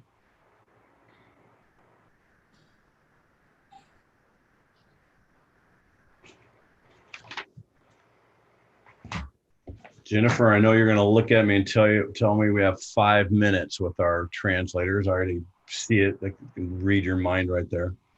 I think in our other two ones right here, we have the next item on the policy committee to replace language in the anti-racism resolution. And then C would be rescind policy ACB at all students belong and refer to policy committee. We obviously are going to run out of time here. So I'm going to also need to get back to our future agenda, and we have a little bit of new business there at the end on this tonight too. We are going to have another meeting in August. It's just that simple. Mask first of all, and then these two amendments. So get ready for another board meeting. We can't stop school starting in September. It's just not going to happen. School's going to start, and we have to have these things cleaned up before we can move on to another one. And then we are going to have to find out all the updates. We're going to find out, I think we're going to find out a lot in the next number of days about masks. And not trying to be silly on this one, but when you look at $500 fine, if that's what it truly came out to be, I added that up. That's about $92,000 that we get fined if we didn't wear masks. Let's just say it was that simple. It won't be. It never is. That would be about 9 or 10, 11 kids that if they leave our school district because of this and unenroll, that would be about the amount of that fine. Now, I know it's going to be a lot more complicated than that, and Dr. Brown already made that clear. Let's see where that shakes out. But we're going to have another meeting on masks. Our parents deserve this in our community one way or another to get it cleared up if they're going to keep their kids in Newberg or Dundee schools, or if they're going to take them out, or what their options are. We owe it to the parents to do that. So I know it's summertime. I know it's not ideal to have an extra meeting, but I will talk to Dr. Joe tomorrow, and we will try to get that scheduled and give you guys as much notice as possible. But we have to get that done here in August. If that means we have to come in before our board retreat, whatever we've got to do, we're going to have to do that. So with that said, we have one last thing to do under the new business, designate board committees. So I know that pulling this out here really quick. I'm sorry, Dave, just a quick point of clarification. Are we tabling the other two motions, or how would you like to proceed? We've got about 90 seconds here, so I'm going to ask everybody if it's okay if we table those other two motions until this next meeting, which could be in a couple of, maybe next week. So get ready for another board meeting to get these things taken care of, plus the mask thing that's going to come up. It's Sure, too we find out. I'll motion to table those two remaining items. I'll second. All those in favor of tabling those motions, please raise your hand. I see 1, 2, 3, 4 of those not in favor. Raise your hand. I see 1, 2. Trevor, how do you vote? I didn't get Trevor's. I voted to table. Renee? I voted to table. Okay, motion passes 6-1 to table. I'm going to read the board. We got just a really quick time. It's not going to be something everybody probably likes, but I didn't like it either when I got put on committee. So more work and maybe not exactly what you want to do. So after tonight's meeting, though, that's just the way it's going to go. Dave, I'm going to make a motion to table that too, because I've got quite a few questions around it, and I want to be conscientious of the time. So I motion to table the committee discussion till next meeting. I'll second. What's that? She tabled them to the discussion on the committees till the next meeting also. so that we have time to talk about it. Okay, I'd still like to get these read right now. I've got them all set and they're ready to go. So there's a motion and a motion to second. table, and there's a second. So those in favor of tabling those, please raise your hand. Renee, did you raise your hand? I can't see Renee. Yep. Trevor? Yeah. Yes. Table. Brian? Yeah, I voted to table. Okay. Motion passes 6-1, and we will table those.